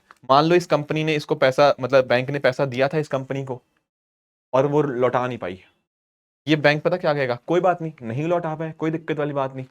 आपको 5 साल में रिटर्न करना था, कोई दिक्कत नहीं, आप 10 साल में रिटर्न कर देना। 10 साल का बोल देंगे 15 साल में रिटर्न कर देना। तो लोन की क्या होगी? लोन की एक तरह से एवरग्रीनिंग हो रही है। रिडक्शन इन इंटरेस्ट रेट हो जाएगा, या फिर रिडक्शन या टाइम पीरियड इंक्रीज कर दिया जाएगा, तो लोन एवरग्रीन हो जाएगा। कभी डिफॉल्ट दिखाएंगे ही नहीं कि इस कंपनी ने डिफॉल्ट कर दिया है, हमें पता ही नहीं लगेगा क्या हो रहा है। ठीक है, रिस्की बिजनेस को लैंड करे जा रहे हैं। और भाई ये सब चीजें तो कॉर्पोरेट गवर्नेंस के अगेंस्ट जाती हैं। यही तो करप्शन है, यही तो करप्शन हो रही है। हो सकता है ये बैंक के अंदर, मतलब हो सकता है ये कंपनीज, ये समझो, हो सकता है ये कंपनीज कुछ घपला कर रही हो, कुछ गलत तरह से पैसे कमा रही हो, और वो ब्लैक मनी को व्हाइट मनी करने का तरीका इन्होंने बैंक खोल लिया हो। समझ रहे हो, बैंक के अंदर तो इतना सारा पैसा आता है, किसी को पैसा उधार पे देना है, किसी से पैसा लेना है। अगर ये कंपनियां कुछ गड़बड़ घोटाला कर रही हैं, कुछ गलत तरह से पैसा कमा रही हैं, और उस ब्लैक मनी को व्हाइट करने की कोशिश करें, तो बैंकों के माध्यम से, क्योंकि बैंक तो उनका घर का ही है, तो अपनी मर्जी से वो जब मर्जी उसको ब्लैक को व्हाइट करती रहेंगी। हो सकता है, नहीं हो सकता, बिल्कुल हो सकता है। और साथ ही साथ देखो, अगर आप नोटिस करो, अगर हम बड़े बड़े कॉर्पोरेट हाउसेस को ही बैंकों की भी पावर दे देंगे ना, तो फिर ऐसा होगा कि देश को फिर कुछ ही लोग चला रहे हैं। तो यू अंडरस्टैंड कि भाई एनर्जी सेक्टर में भी आप लोग ही हो, ठीक है, इस सेक्टर में भी आप लोग हो, उस सेक्टर में भी आप लोग हो, हाँ, इंफ्रास्ट्रक्चर भी आप ही बना रहे हो, अब बैंक भी आप ही डिसाइड कर रहे हो, सारा पावर ही इन लोगों के पास आ गया, पूरे देश की अर्थव्यवस्था ही यही लोग रन कर पा रहे हैं, कुछ लोगों के पास पावर आ जाएगी। और डेमोक्रेसी में ऐसा थोड़ी होता है, डेमोक्रेसी के अंदर सब लोग पावरफुल होते हैं। बैंकों का इस तरह से कॉर्पोरेट हाउसेस का आना अपने आप में बहुत बड़ा कंसर्न हो सकता है, क्योंकि मनी लॉन्ड्रिंग के साथ साथ करप्शन, बहुत सारी चीज़ें यहाँ पे इश्यूज हैं, और ये इतने बड़े रीजंस हैं जिस वजह से आप नोटिस करोगे कि कॉर्पोरेट हाउसेस को हम नहीं एंट्री दे रहे। अब कनेक्टेड लैंडिंग वाला केस ना, शायद आप लोगों ने चंदा कोचर जी के केस में भी सुना होगा। जैसे चंदा कोचर जी के जो हस्बैंड है ना, उनके दोस्त थे कोई, आई थिंक वीडियोकॉन के जो मालिक थे, तो इन्होंने मतलब आईसीआईसीआई बैंक के ऊपर ऐसा एलिगेशंस लगाए जाते हैं कि कुछ पैसा वीडियोकॉन की तरफ डाइवर्ट कर दिया, उनको आसानी से उनको लोन दे दिया, आगे जाके वीडियोकॉन डूब गया, है ना। एंड उस वजह से कहीं ना कहीं देखा गया कि प्रॉपर बैंक ने ड्यू डिलिजेंस नहीं किया था, क्योंकि दोस्त की कंपनी थी तो उन्होंने ऐसे ही पैसा यहाँ पे डाइवर्ट कर दिया, ऐसे एलिगेशंस लगाए जाते हैं। तो ये केस तो यहाँ पे बहुत हैवी लेवल पे होगा, ये केस तो यहाँ पे बहुत ही हैवी लेवल के ऊपर हो जाएगा। यू अंडरस्टैंड, तो आर्गुमेंट्स इसके अगेंस्ट तो डेफिनेटली बहुत सारे हमें देखने को मिलते हैं इन टर्म्स ऑफ कि कॉर्पोरेट हाउसेस को क्यों नहीं आना चाहिए इस सेक्टर के अंदर। इसके अलावा दोस्तों मैं बात करूं फॉरेन डायरेक्ट इन्वेस्टमेंट की, तो आप नोटिस करते हैं कि बैंकिंग सेक्टर के अंदर जब मैं बात करूं ना एफडीआई की, तो एफडीआई आपका पब्लिक सेक्टर बैंक्स के अंदर 20% तक अलाउड है फॉरेन डायरेक्ट इन्वेस्टमेंट। जब मैं बात करता हूँ प्राइवेट बैंक्स की, तो 49% और 79%, 74% अलाउड है। एक्चुअल में ऑटोमेटिक रूट के माध्यम से, ठीक है, यहाँ पे पूछना नहीं पड़ता आपको एफडीआई में, 49% तक ऑटोमेटिकली है। उसके बियॉन्ड अगर आपको 49 से 74% तक जाना है ना, तो गवर्नमेंट का अप्रूवल लेना पड़ेगा। तो ये जो 74% है, this is through approval route, whereas the 49% is through automatic route. क्या ये बात समझ पाए? तो एफडीआई इन बैंकिंग सेक्टर के नंबर्स भी आपको पता होने चाहिए, ठीक है। प्राइवेट बैंक्स की भी बात कर ली। अब इसी तरह से कुछ बैंक होते हैं फॉरेन बैंक्स, जैसे आप मेरे पीछे देख पा रहे होंगे, एचएसबीसी बैंक है, राइट, स्टैंडर्ड चार्टर्ड बैंक है। ये सारे बैंक्स क्या है? ये भारतीय बैंक नहीं है, ये दूसरे किसी और देश के अंदर वहां पर रजिस्टर्ड है, वहां पर इनकॉर्पोरेटेड है, पर इनकी कोई ना कोई ब्रांच या सब्सिडरी भारत में है। जैसे एचएसबीसी की बहुत सारी ब्रांचेस इंडिया में है, पर है थोड़ी, Hong Kong and Shanghai bank corporation है, इंडिया का बैंक थोड़ी है। सिटी बैंक हो गया, बैंक ऑफ अमेरिका हो गया, ये सारे भारत के बैंक नहीं है, पर इनकी कोई ना कोई सब्सिडरी, कोई ना कोई इनकी ब्रांच भारत में ओपन है, इसीलिए इनको भारत के अंदर क्या बोलते हैं? Foreign banks. देखो, जब हम बात कर रहे थे कि कैश रिजर्व रेशो की, हमने बात करी कि बैंकों को कुछ पैसा अलग से रखना होता है, आपका एसएलआर हो गया, स्टैट्यूटरी लिक्विडिटी रेशो, यहाँ पर भी पैसा अलग से रखना होता है इन फॉर्म ऑफ रिजर्व्स। ये चीजें इनके लिए भी एप्लीकेबल हैं, इनको भी वो सीआरआर एसएलआर मानना पड़ता है। इसके अलावा हमने पढ़ा था पीएसएल लास्ट चैप्टर के अंदर, प्रायोरिटी सेक्टर लैंडिंग, वहां पे हमने देखा था आपके एग्रीकल्चर, एमएसएमईज, बहुत सारे ऐसे एंटिटीज देखे, और मैंने आपको तब बताया था कि फॉरेन बैंक्स के ऊपर भी पीएसएल एप्लीकेबल होता है। Foreign banks also need to ensure कि वो प्रायोरिटी सेक्टर लैंडिंग के जो नॉर्म्स है ना, उनको फुलफिल करें। अब यहाँ पे वेरिएशन बस ये होता है कि अगर मान लो कोई फॉरेन बैंक ऐसा है जिसकी भारत के अंदर बहुत कम ब्रांचेस हैं, लेट्स से 20 से भी कम ब्रांचेस हैं, उनके ऊपर कंडीशन थोड़ी अलग तरह से रहेंगी। जो 20 ब्रांचेस से ज़्यादा वाले फॉरेन बैंक्स हैं, उनके ऊपर कंडीशन थोड़ी अलग तरह से रहेंगी, पर दोनों को ही प्रायोरिटी सेक्टर लैंडिंग के जो नॉर्म्स होंगे वो तो मेंटेन करने ही पड़ेंगे। क्लियर? अब एक काम करते हैं, कुछ एक क्वेश्चंस देख लेते हैं यूपीएससी के। आप लोग वीडियो पॉज करो एंड नीचे मुझे कमेंट सेक्शन के अंदर इसका आंसर बताना कि क्या सही है क्या गलत है। यहाँ पर बात हुई है किसकी? आरबीआई की। यहाँ पर कह रहा है कि आरबीआई जो है ना, वो कमर्शियल बैंक को रेगुलेट करता है किस चीज़ के अंदर? पहला है एसेट की लिक्विडिटी के अंदर, दूसरा है ब्रांच एक्सपेंशन, तीसरा है बैंकों का मर्जर, एंड चौथा है बैंकों को वाइंड अप करना।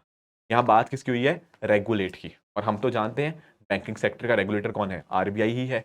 तो कोई भी इनमें से चीज़ हो, राइट, उसके रिगार्डिंग आरबीआई डेफिनेटली प्रोसेस को रेगुलेट करता ही है। इसीलिए इसका आंसर जो बनेगा that will B option number D, 1, 2, 3 and 4। Right. अगला क्वेश्चन भी काफी आसान है, ये भी आपके आरबीआई के ऊपर ही है। यहाँ पर पहला स्टेटमेंट कह रहा है कि RBI acts as a bank to a central government. The answer is yes.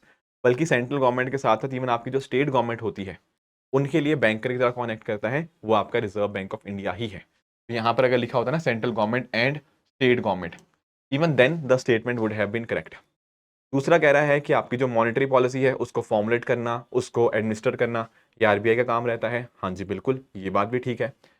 तीसरा कह रहा है कि ये सरकार के एक एजेंट की तरह काम करता है in respect of India's membership of IMF. जब मैंने पिछले चैप्टर के अंदर आपको आरबीआई के फंक्शंस पे एक्सप्लेन किया था ना, वहां पर हमने ये बात डिस्कस करी भी थी, है ना, कि कैसे आपके वर्ल्ड बैंक हो गया, आईएमएफ हो गया, उनकी मीटिंग्स के अंदर जाना होता है। तो फाइनेंस मिनिस्ट्री के भी लोग जा सकते हैं, इन अ सिमिलर मैनर हमारे तरफ से रिजर्व बैंक ऑफ इंडिया का भी पार्टिसिपेशन हो सकता है। लास्ट जो बात करें हम कि जो भारत सरकार का बोरोइंग प्रोग्राम होता है उसको भी हैंडल करना आपकी आरबीआई की जिम्मेदारी है। आंसर इज यस, है ना, हमने देखा था आपका बोरिंग प्रोग्राम के बारे में। तो ये सारे के सारे फंक्शंस आपके सही हैं। Option C 1, 2, 3 and 4 will be the right answer. All these are important functions of RBI. Yes, RBI यहाँ पे कह रहा है कि आरबीआई जो है वो बैंकर्स बैंक की तरह काम करता है। इसका मतलब क्या है? आसान चीज है। बैंकर्स बैंक जैसे मेरा बैंक है आईसीआईसीआई बैंक, उसी तरह से एक आईसीआईसीआई का बैंक क्या है, वो है आपका रिजर्व बैंक ऑफ इंडिया। तो इसीलिए तो जो काम मेरे लिए आईसीआईसीआई बैंक करके देता है, आईसीआईसीआई के लिए वो काम आपका आरबीआई करके देगा। इसीलिए तो उसको बैंकर्स बैंक बोलते हैं। You get my point. And आप नोटिस करो कि क्या क्या चीज़ें होंगी इसके अंदर। पहली बात तो यही है कि अपने जो डिपॉजिट्स हैं उनको आप रिटेन कर सकते हो आरबीआई के साथ, ठीक है। बाकी इसके अलावा अगर हम बात करें, कमर्शियल बैंक्स को लेंड करता है in terms of times of need. हमने पिछले टॉपिक के अंदर, पिछले चैप्टर के अंदर हमने डिस्कशन किया था लेंडर ऑफ लास्ट रिजॉर्ट। जब कोई मदद नहीं करता बैंकों की, वहां मदद कौन करता है? वहां मदद करता है रिजर्व बैंक ऑफ इंडिया। तो yes, the statement is also correct. तीसरा कह रहा है कुछ मुद्दों के ऊपर, कुछ मॉनिटरी मैटर्स के ऊपर आरबीआई एडवाइस कर सकता है कमर्शियल बैंक्स को। यस, हमने डिस्कस किया था, काफी सारी गाइडलाइंस देता है, कुछ आपके आपके मॉरल सुएशन हो सकता है, और भी इस तरह की एक्टिविटीज के माध्यम से आरबीआई यहाँ पे अपने कमर्शियल बैंक्स को एडवाइस करता है। तो तीनों के तीनों स्टेटमेंट यहाँ पर भी करेक्ट है। Option number D 1, 2 and 3 will be the right answer. हाँ जी, यहाँ तक हमने चीज़ें पढ़ ली हैं काफ़ी हद तक। अब एक और हमें टॉपिक पढ़ना है। देखो बैंकों का ना ये टॉपिक बहुत बड़ा है, इवन एनबीएफसी हम डिस्कस करेंगे, अभी हमें यूपीआई के बारे में भी डिस्कशन करना है, राइट। तो थोड़ा समझते हैं। एक्चुअल में एक होते हैं यूनिवर्सल बैंक, एक होते हैं आपके डिफरेंशियल बैंक, या डिफरेंशिएटेड बैंक भी इनको बोल सकते हैं। यूनिवर्सल का मतलब क्या होता है? यूनिवर्सल जब आप वर्ड कभी सुनोगे ना, इट मीन्स कि इट इज एप्लीकेबल एवरीवेयर, है ना। जैसे मैं कई बार बोलता हूँ कि ये स्टेटमेंट यूनिवर्सल है, ये हमेशा सही रहेगी। उसी तरह से जब मैं बात करता हूँ यूनिवर्सल बैंक्स की, इसका मतलब क्या है कि आप अपनी ब्रांचेस को कहीं पर भी ओपन अप कर सकते हो।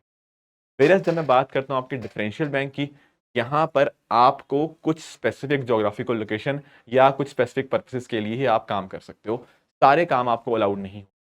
यूनिवर्सल के अंदर आप सब कुछ चीज़ कर सकते हो। यहाँ पर आप टाइम डिपॉजिट भी ले सकते हो, जैसे आपका एफडी आरडी हो गया। आप डिमांड डिपॉजिट, आपका जैसे करंट अकाउंट, आपका सेविंग अकाउंट, वो सब चीज़ें आप एक्सेप्ट कर पाओगे इन case of what, in case of universal banking. मैंने बताया ना, यूनिवर्सल के अंदर आप सब चीज़ें कर पाओगे, कहीं पर भी कर पाओगे। डिफरेंशियल के अंदर कुछ रिस्ट्रिक्शंस रहेंगी आपके ऊपर कि क्या करना है क्या नहीं करना। जब मैं हर एक बैंक का एग्जांपल दूंगा, वहां पर आपको क्लैरिटी मिलती रहेगी कि क्या बात हो रही है। जैसे पेमेंट बैंक के ऊपर कुछ रिस्ट्रिक्शंस होती हैं, वो क्रेडिट कार्ड इशू नहीं कर सकते। इस तरह ना डिफरेंशियल बैंकिंग में कुछ ना कुछ रिस्ट्रिक्शंस रहेंगी। यूनिवर्सल बैंक किसी को भी लेंड कर सकते हैं, वेरएज़ डिफरेंशियल के अंदर आप इतना याद रखो कि भाई कुछ ना कुछ रिस्ट्रिक्शंस रहेंगी। जब हर एक डिफरेंशियल बैंक को हम पढ़ते रहेंगे, वहां से आपको और चीजें क्लियर होती रहेंगी। जैसे for example RRB, regional rural bank. अब ये भी क्या है, ये एक डिफरेंशियल बैंक है। तो ध्यान में रखो कुछ रिस्ट्रिक्शंस रहेंगी। यहां पर जो नाम में जैसे ना रीजनल रूरल बैंक, तो इसका मेजर फोकस कहां पे रहेगा? मेजर फोकस रहेगा रूरल सेक्टर्स के ऊपर। और रूरल सेक्टर के अंदर मेजर फोकस क्या होगा सर? एग्रीकल्चर। तो आरआरबी का मेजर काम क्या है? आरआरबी का मेजर काम यही है कि कैसे आपके एग्रीकल्चर को, कैसे आपके रूरल सेक्टर को अच्छी खासी यहाँ पे क्रेडिट मिलता रहे प्रॉपर, ताकि ये अपने सेक्टर्स डेवलप होते रहे। ये पर्पस रहता है आरआरबी का। दरअसल में क्या हुआ 1975 के अंदर, ये नाम ध्यान में रखना, 1975 के अंदर नरसिम्हन वर्किंग ग्रुप यहाँ पे बनाया गया। उसकी रिकमेंडेशंस के बेसिस के ऊपर 1976 में एक एक्ट लाया जाता है, that is RRB act. Do you understand? उसके माध्यम से इसका फॉर्मेशन देखने को मिल जाता है। अब इंडिया की अगर हम बात करें तो ये डिफरेंट डिफरेंट आपको आरआरबीज, रीजन रूरल बैंक देखने को मिल जाएंगे, जैसे आपका ओडिशा ग्राम्य बैंक है, आपका अरुणाचल प्रदेश रूरल बैंक्स हैं। तो ये रीजनल रूरल बैंक्स जो होते हैं वो इस तरह से हमें देखने को मिल जाते हैं। अब आपके दिमाग में एक चीज आएगी, सर इनको बनाने की जरूरत क्यों पड़ी? देखो, पहली चीज तो आप लोगों ने नोटिस की होगी कि यार ग्रामीण क्षेत्रों का विकास जरूरी है, एंड आरआरबीज का तो काम ही मेजर वही है, रीजनल रूरल बैंक की रूरल सेक्टर्स को हम कैसे ग्रो कर पाएं, कैसे अपने एग्रीकल्चर को बेटर कर पाएं। तो ये स्पेशलाइज है, ठीक है, इनका काम मेजर वही है कि रूरल सेक्टर को हमें ग्रो करवाना है, इसके लिए हमें इसकी जरूरत पड़ी।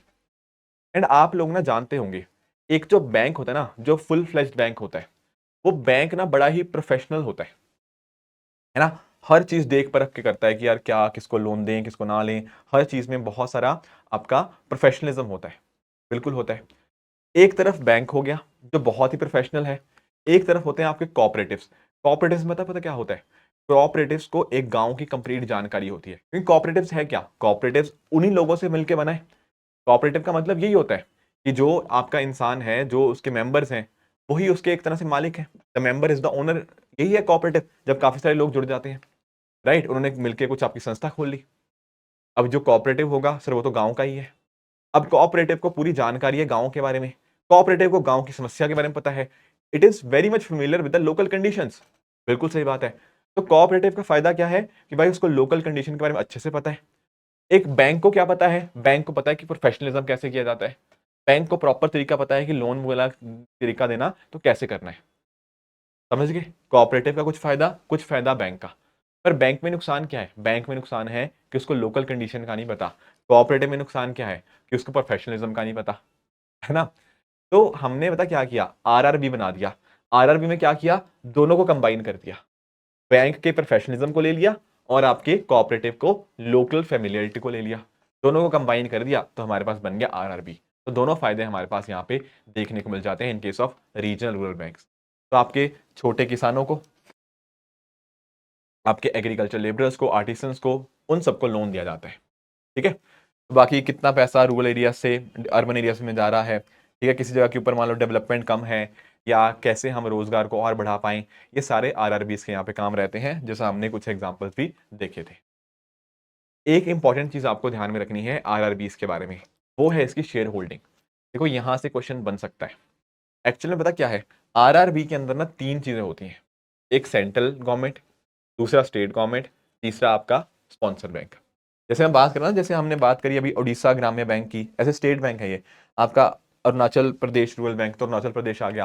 तो यहाँ पर ना तीन एंटिटीज होती हैं, एक होती है आपकी सेंट्रल गवर्नमेंट, एक होती है आपकी स्टेट गवर्नमेंट, राइट, और एक होती है आपकी एक स्पॉन्सर बैंक, राइट। तो ये तीन हमें देखने को मिलेंगी एंटिटीज। सेंट्रल बैंक की जो आपकी शेयर होल्डिंग होती है वो होती है 50%, स्टेट बैंक की जो शेयर होल्डिंग होती है वो आपकी 15%, एक होता है आपका स्पॉन्सर बैंक जिसकी शेयर होल्डिंग होती है 35%। तो इस तरह से 50, 15, 35, इस तरह से आरआरबी की शेयर होल्डिंग यहाँ पे डिवाइडेड होती है। ये होती थी पहले, मतलब शेयर होल्डिंग यही है, पर इसमें कुछ चेंजेस कर दिए गए। आप पूछेंगे सर क्या चेंजेस कर दिए गए हैं? देखो 2015 के अंदर जो अमेंडमेंट आया ना, के अंदर हमने ये बोला कि यार स्टेट गवर्नमेंट की जो शेयर होल्डिंग है ना वो कम करी जा सकती है, कोई दिक्कत नहीं है, पर उस केस में आपको स्टेट गवर्नमेंट का अप्रूवल लेना पड़ेगा, अगर स्टेट गवर्नमेंट की शेयर होल्डिंग कम होती है तो। एंड दूसरी चीज, सेंट्रल गवर्नमेंट और स्पॉन्सर बैंक, इन दोनों के अगर हिस्से को जोड़ देना, ये कभी भी 51% से नीचे नहीं हो सकती। क्या मैंने बोला? मैंने बोला 2015 के अंदर दो अमेंडमेंट्स हुए। पहला था कि आपका स्टेट गवर्नमेंट की जो शेयर होल्डिंग है वो कम करी जा सकती है, बट उस केस में स्टेट गवर्नमेंट की अप्रूवल लेना पड़ेगा। एंड दूसरा क्या बोला? दूसरा मैंने बोला कि आपका सेंट्रल गवर्नमेंट और आपका जो स्पॉन्सर बैंक है, इन दोनों को मिला के अगर हम शेयर होल्डिंग की बात करें ना, तो वो कभी भी 51% से नीचे नहीं हो सकती। These are some of the points that you should remember. बाकी जो पैसा आएगा फिर और कौन से सोर्सेज से आ सकता है आपके, ठीक है, इनके अलावा किसी और भी सोर्सेज से आप पैसा अब रेस कर सकते हो। जरूरी नहीं है कि बस तीनों से ही पैसा आएगा, नहीं, इसके बियॉन्ड भी आप जाके पैसा रेस कर सकते हो। तो शेयर होल्डिंग में चेंजेस आ सकते हैं, बिल्कुल आ सकते हैं। पर स्टेट गवर्नमेंट से कम करनी है शेयर होल्डिंग तो स्टेट गवर्नमेंट से अप्रूवल लेना पड़ेगा। बट कभी भी जितना मर्जी आप रेस कर लो बाहर से, बट कंडीशन ये ध्यान में रखनी है कि सेंट्रल गवर्नमेंट और सेंट्रल गवर्नमेंट और आपका जो स्पॉन्सर बैंक है उनकी शेयर होल्डिंग कभी भी 51% से नीचे नहीं हो सकती। बाकी देखो, बात कर रहे थे प्रायोरिटी सेक्टर लेंडिंग की, तो हमने देखा था कि आपके जो बैंक्स थे, जो बाकी बैंक्स की मैं बात कर रहा था पहले, उनका 40% था। ठीक है, जो आपके जो डिस्कशन हमने पहले जो किया था पब्लिक सेक्टर बैंक्स की, जब हम बात कर रहे थे, तो वहां हमने डिस्कशन किया था कि कैसे उनका पीएसएल कोटा क्या होता है 40% का।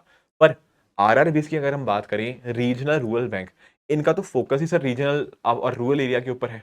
तो इनके ऊपर तो ज्यादा कंडीशन होनी चाहिए कि भाई आप तो काम करो, एग्रीकल्चर को लोन दो, एमएसएमई को लोन दो, बिल्कुल। इसके लिए इनका जो पीएसएल क्राइटेरिया है ना वो ज्यादा है, दैट इज 75%। साथ ही साथ अगर मैं बात करूं, cash reserve ratio, statutory liquidity ratio, इनके ऊपर एप्लीकेबल बिल्कुल रहता है। पर आरबीआई इनके लिए ना कुछ अलग सेपरेट नॉर्म्स भी यहाँ पे प्रिस्क्राइब कर सकता है। इसके साथ ही साथ अगर मैं बात करूं, ठीक है, लोन इंटरेस्ट रेट जो होता है नॉर्मली कोऑपरेटिव बैंक से थोड़ा सा कम रहता है। इसके अलावा इनका जो इमीडिएट रेगुलेटर है ना वो होता है नबार्ड। नबार्ड क्या है? National bank for agriculture and rural development. तो ये जो नबार्ड होता है ना, ये इमीडिएट रेगुलेटर होता है इसका। पर अल्टीमेट रेगुलेटर कौन होता है? अल्टीमेट रेगुलेटर आरबीआई ही है, क्योंकि है तो भाई बैंक ही ना। हमने मान लिया कि इनका फोकस रूरल एरियाज के ऊपर है, दैट इज ट्रू, बट है तो बैंक ही। अब बैंक है तो अल्टीमेट रेगुलेटर तो आरबीआई ही रहेगा, पर इमीडिएट रेगुलेटर इनका नबार्ड होता है। आप ऐसा समझो, ये रहा हमारा आरआरबी। इमीडिएट इसके ऊपर रेगुलेटर कौन करेगा? रेगुलेट करेगा national bank for agriculture and rural development, NABARD. But आपका जो अल्टीमेट रेगुलेटर है वो होगा आपका आरबीआई, क्योंकि आरबीआई ओवरऑल बैंकिंग सेक्टर को यहाँ पे रेगुलेट करता है। और जनरली ऐसा देखा गया है कि जो आरआरबीज होते हैं वो कुछ एक डिस्ट्रिक्ट्स को ही यहाँ पे रिस्ट्रिक्टेड होते हैं, क्योंकि नाम में ही है रीजनल, एक कुछ एक डिस्ट्रिक्ट तक यहाँ पे सीमित रहते हैं। राइट, ये बात होगी हमारी आरआरबीज की। आई होप सबको आरआरबीज समझ आ गए होंगे। एक और कॉन्सेप्ट डिस्कस कर लेते हैं आपके लोकल एरिया बैंक्स का। देखो, वैसे अगर मैं बताऊं ना, लोकल एरिया बैंक्स की आजकल ज्यादा चर्चा होती नहीं है। पता है क्यों? क्योंकि लोकल एरिया बैंक लगभग खत्म ही हो चुके हैं। बहुत ही कम आपको लोकल एरिया बैंक्स देखने को मिलेंगे।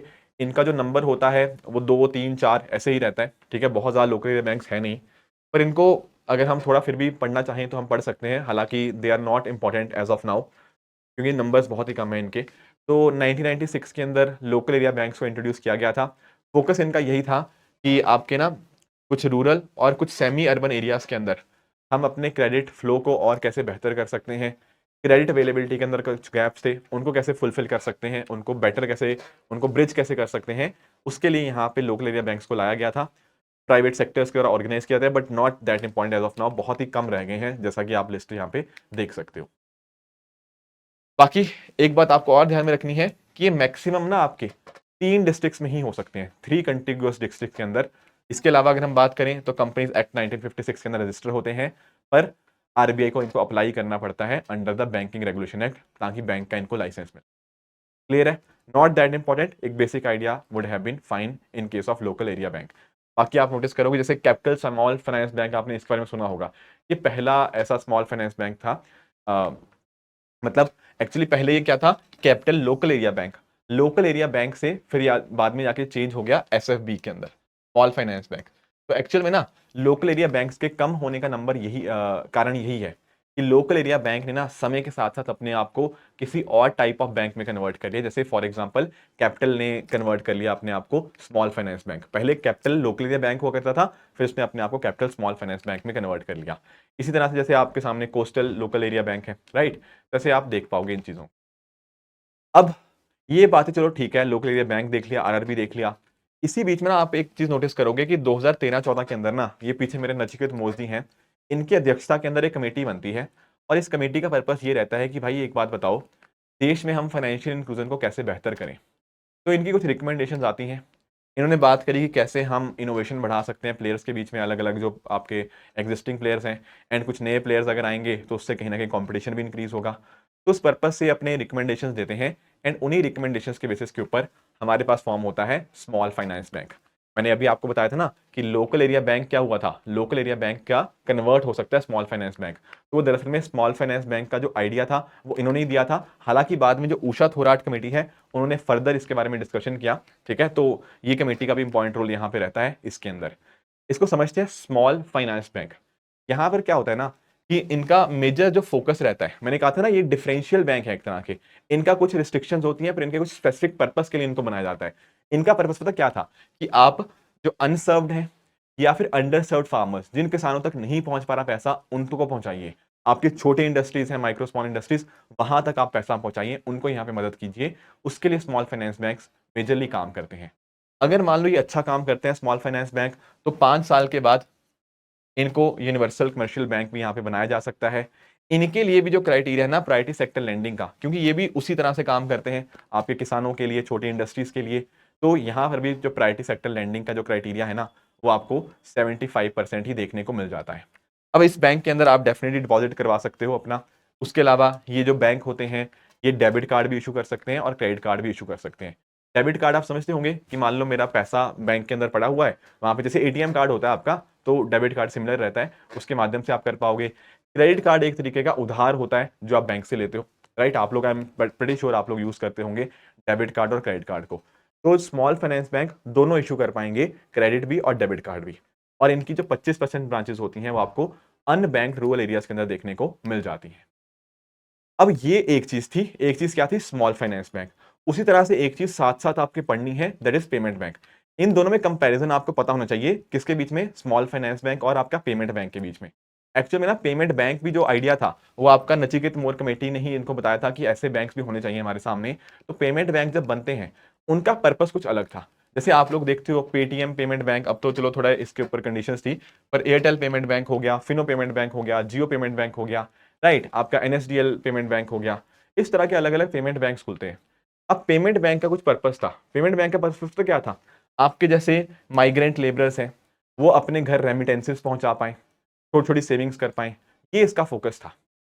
अब फर्क समझो, पेमेंट बैंक है ये, पर ये किसी को पैसा उधार नहीं दे सकते। Very very important point, they can not issue credit card, they can not lend. आप चाहो एयरटेल पेमेंट बैंक से लोन लेना, नहीं पॉसिबल। हाँ, ये हो सकता है कि इनडायरेक्टली किसी तरह से वो हो सकता है किसी और बैंक के साथ ये कनेक्ट कर जाएं। मान लो एयरटेल वालों का कनेक्शन हो गया आपका एसबीआई के साथ, तो एसबीआई के थ्रू आपको लोन भले ही मिल जाए, पर डायरेक्टली जो पेमेंट बैंक होगा वो डायरेक्टली पेमेंट बैंक आपका लेंड नहीं कर सकता। Very very important point. And क्योंकि पैसा उधार पे नहीं दे सकता, तो भाई क्रेडिट कार्ड कैसे इशू करेगा, क्योंकि क्रेडिट कार्ड क्या है, एक तरह का उधार ही तो है, ठीक है। इनके ऊपर प्रायोरिटी सेक्टर लैंडिंग एप्लीकेबल नहीं है। अब आप पूछेंगे सर प्रायोरिटी सेक्टर लैंडिंग इनके लिए एप्लीकेबल क्यों नहीं है, क्यों नहीं है बताओ। अरे प्रायोरिटी सेक्टर लैंडिंग उनके ऊपर एप्लीकेबल होंगे ना जो उधार देंगे, है ना। हम यही तो कह रहे थे कि 100 रुपया उधार में देना है, उसमें से 40% उधार यहां पे दे दो। जब ये उधार ही नहीं दे रहे तो कैसे प्रायोरिटी सेक्टर लैंडिंग इनके लिए एप्लीकेबल होगा। Do you get my point.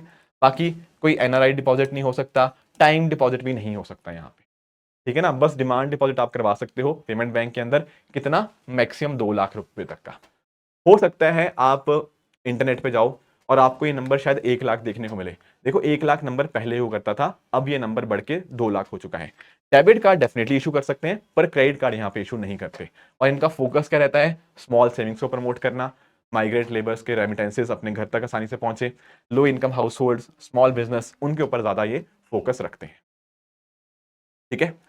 तो ये बात हमें समझ आ गई। बाकी ऑन टैप लाइसेंस मैंने आपको पहले बता दिया कि अब आरबीआई एप्लीकेशन ओपन नहीं करेगा, आपका जब मन करता है बैंक में कन्वर्ट होने का, आप जाके आरबीआई के पास पहुंच सकते हो।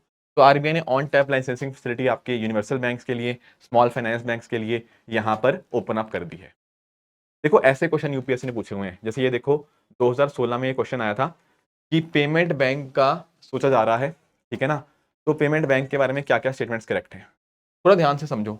यहाँ पर थर्ड स्टेटमेंट कह रहा है कि पेमेंट बैंक्स आपके लैंडिंग एक्टिविटीज अंडरटेक नहीं कर सकते। मैंने बिल्कुल बताया, यही तो बात करी थी कि पेमेंट बैंक लैंड नहीं कर सकते, वो क्रेडिट कार्ड इशू नहीं कर सकते। तो सर थर्ड स्टेटमेंट तो बिल्कुल ठीक है। बात करें दूसरे स्टेटमेंट की, यहाँ पर कह रहा है कि ये जो बैंक है ना, ये क्रेडिट और डेबिट कार्ड दोनों इशू कर सकते हैं। अरे भाई इतनी बार तो बोल दिया कि डेबिट कार्ड इशू कर सकते हैं पर लैंड नहीं कर सकते, मतलब क्रेडिट कार्ड इशू नहीं कर सकते। तो सेकंड तो सर गलत हो जाएगा, और जो पहली बात है वो सही है। ये बहुत सारी ऐसी टेलीफोन कंपनीज हैं, सुपरमार्केट चेन्स हैं, जो कहीं ना कहीं एलिजिबल हैं प्रमोटर बनने के लिए of payment bank, that is correct. इसके लिए पहला ठीक है, तीसरा ठीक है, ऑप्शन क्या बनेगा, ऑप्शन बनेगा ऑप्शन नंबर बी, 1 और 3 ओनली। इसी तरह से पूछा गया है स्मॉल फाइनेंस बैंक्स के ऊपर, यूपीएससी ने क्वेश्चन पूछा हुआ है कि एसएफबी का पर्पस क्या होता है। मैंने आपको बताया था स्मॉल फाइनेंस बैंक्स का पर्पस होता है कि आपके छोटे किसानों को, छोटे दुकानदारों को लोन देना, यही था। तो पहला और दूसरा तो बिल्कुल सही है, पर अगर आप तीसरा देखो, तीसरा कह रहा है कि यंग एंटरप्रेन्योर्स को एनकरेज करना कि भाई आप अपना बिजनेस सेटअप करो, रूरल एरियाज के अंदर जाके। नहीं, ऐसा नहीं लिखा हुआ। उन्होंने बस ये लिखा हुआ है कि आपके किसानों को, आपके छोटे दुकानदारों को आप लोन दीजिए, ना कि ये कि आप जाओ, आप यंग एंटरप्रेन्योर हो, आप जाओ ग्रामीण क्षेत्रों के अंदर जाके खोलो। नहीं, ऐसा नहीं है। तो इसके लिए पहला और दूसरा ठीक है, तीसरा गलत है। तो option number A 1 and 2 only will be the right answer. अब पेमेंट बैंक की तो बात होगी, इसी तरह से एक और पेमेंट बैंक है हमारे सामने, इंडिया पोस्ट पेमेंट बैंक। थोड़ा सा इसके बारे में हम समझने की कोशिश करते हैं। जैसे आपके सामने है, एक्चुअल में आप लोग नोटिस करोगे भारत देश के अंदर ना पोस्ट ऑफिस का बहुत अच्छा खासा नेटवर्क है। 1.5 लाख से भी ज्यादा हमें देश भर में पोस्ट ऑफिस देखने को मिलते हैं, है ना। तो हम कोशिश कर रहे हैं उन पोस्ट ऑफिस को कैसे हम यूटिलाइज कर पाए एज पेमेंट बैंक ब्रांचेस के लिए। तो इसको भी हमने लॉन्च किया, ठीक है, ताकि फाइनेंशियल इंक्लूजन और बेहतर हो पाए। इसको कंपनीज एक्ट के अंतर्गत इनकॉर्पोरेट किया गया था, and this is 100% government of India equity, यानी कि इसको ओनरशिप किसके पास है, सरकार के पास है, अंडर डिपार्टमेंट ऑफ पोस्ट। बाकी काम बिल्कुल सेम है। जैसे मैंने कहा था ना, पेमेंट बैंक क्या कर सकता है, वही काम आपके इंडिया पोस्ट पेमेंट बैंक करेगा, क्योंकि है तो ये पेमेंट बैंक ही, बस क्योंकि यहाँ पर सरकारी हो जाता है तो चीजें हमें पता होनी चाहिए। बाकी गवर्न गवर्न कौन करेगा, अब बैंकिंग सेक्टर की बात है तो सर गवर्न तो आरबीआई ही करेगा। बाकी आप नोटिस करोगे मनरेगा हो गया, नेशनल सोशल असिस्टेंस प्रोग्राम हो गया, राइट। तो पेमेंट चैनल यहाँ पे जो क्रिएट करना वो इन्हीं का पर्पस रहता है। इसके साथ ही यहाँ पे अलग अलग तरह के आप बैंक अकाउंट खुलवा सकते हो, जैसे सफल, सुगम, सरल। तो ये कुछ पॉइंटर्स थे जो आपको इंडिया पोस्ट पेमेंट बैंक या फिर पेमेंट बैंक के बारे में इन जनरल आपको जो चीजें पता होनी चाहिए। दोस्तों आगे बढ़ते हैं, अगला हमारा टॉपिक है that is with regards to cooperative banks. अब जब मैं बात करता हूं आपके कोऑपरेटिव बैंक्स की, तो जैसा नाम में इन पे मेंशन भी है ना, ये वो बैंक्स होते हैं जहां पर जो मेंबर्स होते हैं वो इस पर्टिकुलर बैंक के कस्टमर भी होते हैं and at the same time वो ओनर भी होते हैं। यानी कि जो एक तरह से कस्टमर हुआ वही इसको ओनर हुआ। कोऑपरेटिव का मतलब ही यही होता है कि सब लोग मिलजुल कर काम कर रहे हैं। डू यू अंडरस्टैंड कि जो एक बैंक का कस्टमर है वही उसका मालिक है, यही तो साथ में मिलकर काम है। एंड इसी वजह से कोऑपरेटिव बैंक्स का पर्पस थोड़ा ज्यादा बाकियों के बियॉन्ड जाता है। कैसे? क्योंकि यहां पर जो लोन दिया जाता है बहुत ही सस्ते रेट्स के ऊपर दिया जाता है, ठीक है। तो cheap credit to masses in rural areas. इसके साथ ही साथ आप नोटिस करोगे कि यहां पर एक प्रिंसिपल फॉलो किया जाता है 1 पर्सन 1 वोट का, यानी कि जितने भी लोग हैं हर किसी का एक एक वोटिंग राइट है। क्योंकि इन दी एंड वोटिंग राइट किसके पास होते हैं, जो ओनर्स होते हैं उसी के पास, और ओनर कौन है, इस बैंक के कस्टमर्स। तो क्या हुआ, कोऑपरेटिव बैंक के सबके पास इक्वल पावर्स हमें देखने को मिल जाती है। एंड ग्रास रूट्स तक कैसे कहीं ना कहीं सारी चीजें पहुंच पाए फाइनेंशियल इंक्लूजन के अंदर, ये बहुत इंपॉर्टेंट रोल प्ले करता है। अब अगर मैं बात करूं ना कमर्शियल बैंक्स और कोऑपरेटिव बैंक्स के फर्क की, तो आप थोड़ा सा यहाँ पे अंतर आप समझने की कोशिश करिएगा। जब मैं बात कर रहा हूं आपके कमर्शियल बैंक्स की, तो आप जानते हो कि RBI, reserve Bank of India, इनको रेगुलेट करता है। कोऑपरेटिव बैंक में थोड़ा सा ये डिफरेंट है, मैं आपको एक्सप्लेन करूंगा अभी कैसे। एक्चुअल में ना मैं थोड़ा सा एक काम करता हूं, पहले आपको एक्सप्लेन कर देता हूं कोऑपरेटिव बैंक का जो स्ट्रक्चर होता है। अगर मैं बात करूं, जैसे कोऑपरेटिव बैंक्स अर्बन हो सकते हैं, रूरल हो सकते हैं, राइट। अर्बन के अंदर भी ना अलग अलग तरह के हो सकते हैं, शेड्यूल्ड एंड नॉन शेड्यूल्ड, ये हमने समझा ही सेकंड शेड्यूल के अंदर है। उसके अलावा एक सिंगल स्टेट के अंदर काम कर रहे हैं तो single state, otherwise multi state cooperative banks हो जाते हैं। इसके साथ साथ रूरल एरियाज में डिपेंड करता है कि कोई शॉर्ट टर्म देता है या लॉन्ग टर्म लैंडिंग देता है, उस हिसाब से स्ट्रक्चर बदल जाता है।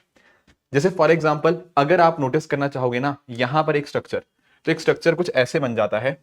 एक्चुअल में क्या होता है कि आपके विलेज लेवल के ऊपर आपको पैक्स देखने को मिलते हैं, प्राइमरी एग्रीकल्चर क्रेडिट सोसाइटीज, बहुत इंपॉर्टेंट है बिल्कुल ग्राउंड के ऊपर काम करने के लिए। आपको डिस्ट्रिक्ट लेवल के ऊपर देखने को मिलते हैं DCCBs, district central cooperative banks. State level के ऊपर आपको स्टेट कोऑपरेटिव बैंक्स देखने को मिल जाते हैं। ये स्ट्रक्चर अपने आप में बहुत इंपॉर्टेंट है, क्योंकि नोटिस करो ग्राउंड लेवल के ऊपर ये हो गया, डिस्ट्रिक्ट लेवल पे ये हो गया, स्टेट लेवल के ऊपर यहां पर आपको स्टेट कोऑपरेटिव बैंक्स देखने को मिल जाएंगे। अब ये हो गया शॉर्ट टर्म का, उस तरह से लॉन्ग टर्म के अंदर भी आपको देखने को मिल जाते हैं। तो डेफिनेटली बहुत इंपॉर्टेंट इनका स्ट्रक्चर अंडरस्टैंड करना है, क्योंकि हर एक लेवल के ऊपर चीजें होंगी। ऊपर से नीचे तक अगर फंडिंग कहीं जानी हो वो जा सकती है, right. And in the and जो नीचे ग्रास रूट लेवल पे लोगों की मदद करनी हो वो करी जा सकती है using these cooperative bank structure. ठीक बात है। अब कोऑपरेटिव बैंक्स ना बड़े ही इंटरेस्टिंग पता क्यों हो जाते हैं, क्योंकि जब मैं बात करता हूं कोऑपरेटिव बैंक्स की तो हमें देखना होता है कि इनको रेगुलेट कौन करता है। एंड यहां पर ना कोऑपरेटिव बैंक्स के रिगार्डिंग एक समस्या देखने को मिलती है। वो समस्या पता क्या है, वो समस्या अब तो काफी हद तक ठीक हो गई है, बट फिर भी जो पास्ट में समस्या थी वो ये थी कि एक तो चलो आरबीआई इनको रेगुलेट करता है, but at the same time यहां पर जो आपका स्टेट है ना उसका भी काफी इंपॉर्टेंट रोल हो जाता है। कैसे? मैं आपको एक्सप्लेन करता हूं। यस, जैसे मैं आपको एक चीज आप नोटिस कर पाओगे, एक चीज आप नोटिस कर पाओगे कि जो स्टेट को आपके अलग अलग कोऑपरेटिव बैंक्स ना, उनके अंदर आरबीआई को तो कंट्रोल था ही था, बट आरबीआई के साथ साथ जो आपकी स्टेट रजिस्ट्रार ऑफ सोसाइटीज हैं उनका भी रोल था।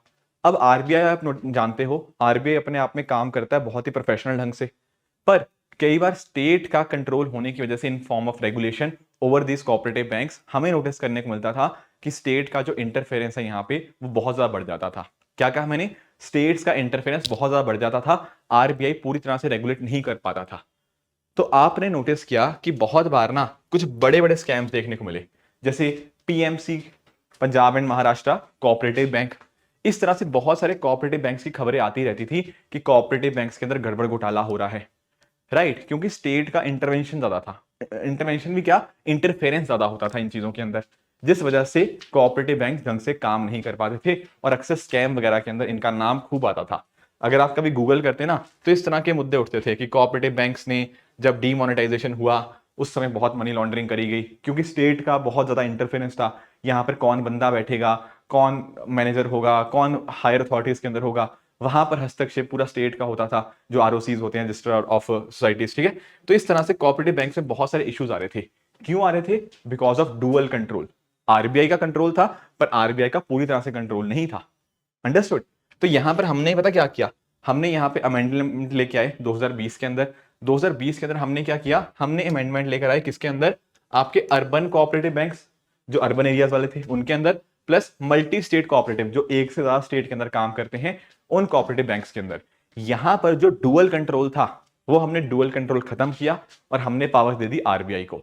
अब आरबीआई को कुछ भी एक्शन लेना होता है आरबीआई अपनी मर्जी से ले सकता है। अब डुअल कंट्रोल वाली बात, स्टेट कोऑपरेटिव बैंक्स के अंदर जो आपका ठीक है अर्बन कोऑपरेटिव बैंक्स और साथ साथ मल्टी स्टेट कोऑपरेटिव बैंक्स है, यहां पर पावर आरबीआई के पास ही है अब। तो इनमें अब गड़बड़ घोटाले शायद कम होंगे क्योंकि अब कंट्रोल आरबीआई के ऊपर आ चुका है। अब आरबीआई इनको कंप्लीट तरह से रेगुलेट कर सकता है। राइट, तो वापस आता हूं कमर्शियल और कोऑपरेटिव बैंक्स के अंतर के अंदर। यहां पर आप नोटिस कर पाओगे कि हमने समझा कि कैसे यहां पर आरबीआई का रेगुलेशन है। यहां पर कुछ एक बैंक्स के अंदर डुअल कंट्रोल है, पर कुछ एक ऐसी चीजें भी हैं जहां पर कंट्रोल पूरा आरबीआई का आ चुका है, जैसे हमने समझा multi state cooperative banks and urban cooperative banks के अंदर। इसके अलावा अगर मैं बात करूं सीआरआर, एसएलआर, बेसल, डेफिनेटली इन सबके ऊपर एप्लीकेबल है, यहां पर एप्लीकेबल है, पर आरबीआई इनके लिए अलग स्लैब्स यहां पे बता सकता है। बाकी पीएसएल लैंडिंग उधर तो एप्लीकेबल होती है, एंड इवन यहां पे अर्बन कोऑपरेटिव बैंक्स के लिए भी आपकी पीएसएल लैंडिंग देखने को मिल जाती है। ठीक है, बाकी इसके अलावा अगर नोटिस करोगे यहां पे कोई भी बोरो कर सकता है कमर्शियल बैंक से। यहां पर प्रायोरिटी जो शेयर होल्डर्स को दी जाती है, ठीक है, जो उनके शेयर होल्डर्स हैं, ओनर्स है एक तरह से, राइट। वोटिंग पावर यहां पे जो कमर्शियल बैंक का मालिक होगा उतनी शेयर होल्डिंग है ना। जैसे फॉर एग्जाम्पल हो सकता है मैं एक बैंक का 20% मालिक हूं, तो मेरी वोटिंग कितनी है, 20%। पर जब मैं बात करता हूं कोऑपरेटिव बैंक की, यहां पर हर एक इंसान की सेम वोटिंग परसेंटेज होती है, भले ही मैं कितना भी बड़ा मतलब मैं मालिक क्यों ना हूं, पर वोट मेरा 1 पर्सन 1 वोट के प्रिंसिपल से ही यहां पे पड़ेगा। ठीक है, इसका फोकस कमर्शियल बैंक्स का प्रॉफिट मोटिव रहता है, whereas on the other hand अगर मैं बात करूं कोऑपरेटिव बैंक्स का जो मोटिव होता है दैट इज कम्युनिटी, लोगों के लिए काम करना। इसीलिए हमने नोटिस किया कि किस तरह से जो आपका परसेंटेज इंटरेस्ट रेट चार्ज किया जाता है यहां पे वो थोड़ा सा कम होता है as compare to others. Clear है ये बात?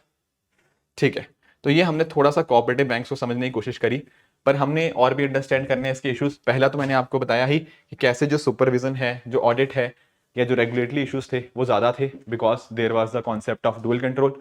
कुछ एक एरियाज के अंदर अब ये कम हो चुका है। इसके अलावा अगर मैं बात करूं ना, प्रोफेशनलिज्म की कमी होना वो एक बड़ा कंसर्न रहता है। मैंने जैसा बताया कि काफी बार ना यहाँ पे किसको लोन देना है किसको लोन नहीं देना ये डिसाइड पता कैसे किया जाता है कि फलाने मंत्री का कॉल आ चुका है, इसको लोन दे दो। अगर ऐसे होगा, इतना ज्यादा पॉलिटिसाइजेशन होगा इन बैंक्स का, इतना ज्यादा फेवरेटिज्म होगा कि अपने बंदों को ही सारे उसमें बिठा दिया, उन्हीं को ही लोन दिलवा दिए, तो कैसे बैंक ढंग से काम कर पाएगा?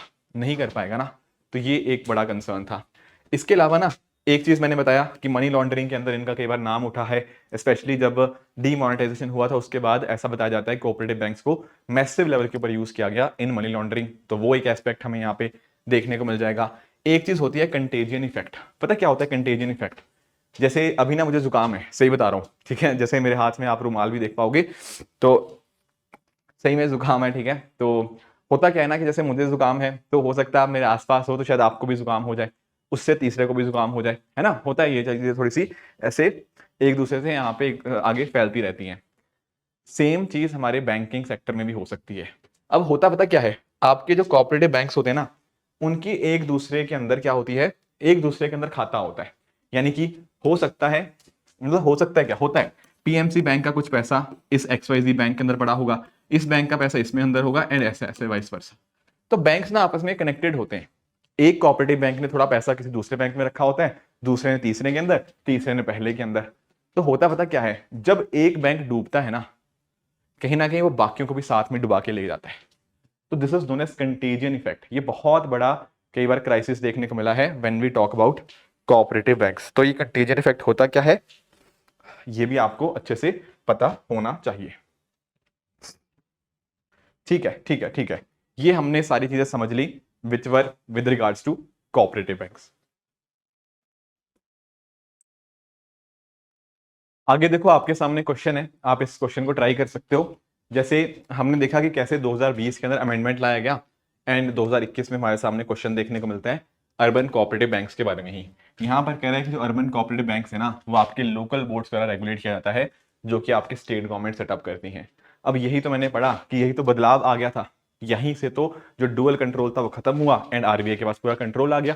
तो ये स्टेटमेंट पूरी की पूरी करंट अफेयर बेस्ड थी, जिसने करंट अफेयर्स के अंदर पढ़ा था कि हाँ अब अर्बन कोऑपरेटिव बैंक्स का जो रेगुलेशन है वो आपका आरबीआई के पास आ चुका है। तो ही वुड हैव नोन कि सर पहला स्टेटमेंट गलत है। And this is how sometimes कि आपको आराम से क्वेश्चन सॉल्व हो जाते हैं। अब जैसे ही स्टेटमेंट वन गलत करोगे, आपका आंसर ऑटोमेटिकली आ गया। अब हो सकता है किसी बच्चे को ना पता हो कि भाई इक्विटी शेयर्स होते हैं नहीं होते, प्रेफरेंस शेयर, ठीक है, हमने फाइनेंस टॉपिक में पढ़ेंगे इस चीज़ों को कि ये सब चीज़ें क्या होती हैं। बट डेफिनेटली ठीक है, उसके बिना भी आप आंसर तक पहुंच सकते हो। इसके अलावा भी ना यूपीएससी एक्सपेक्ट नहीं करता आपसे कि भाई अमेंडमेंट कब हुआ, 1966 में हुआ।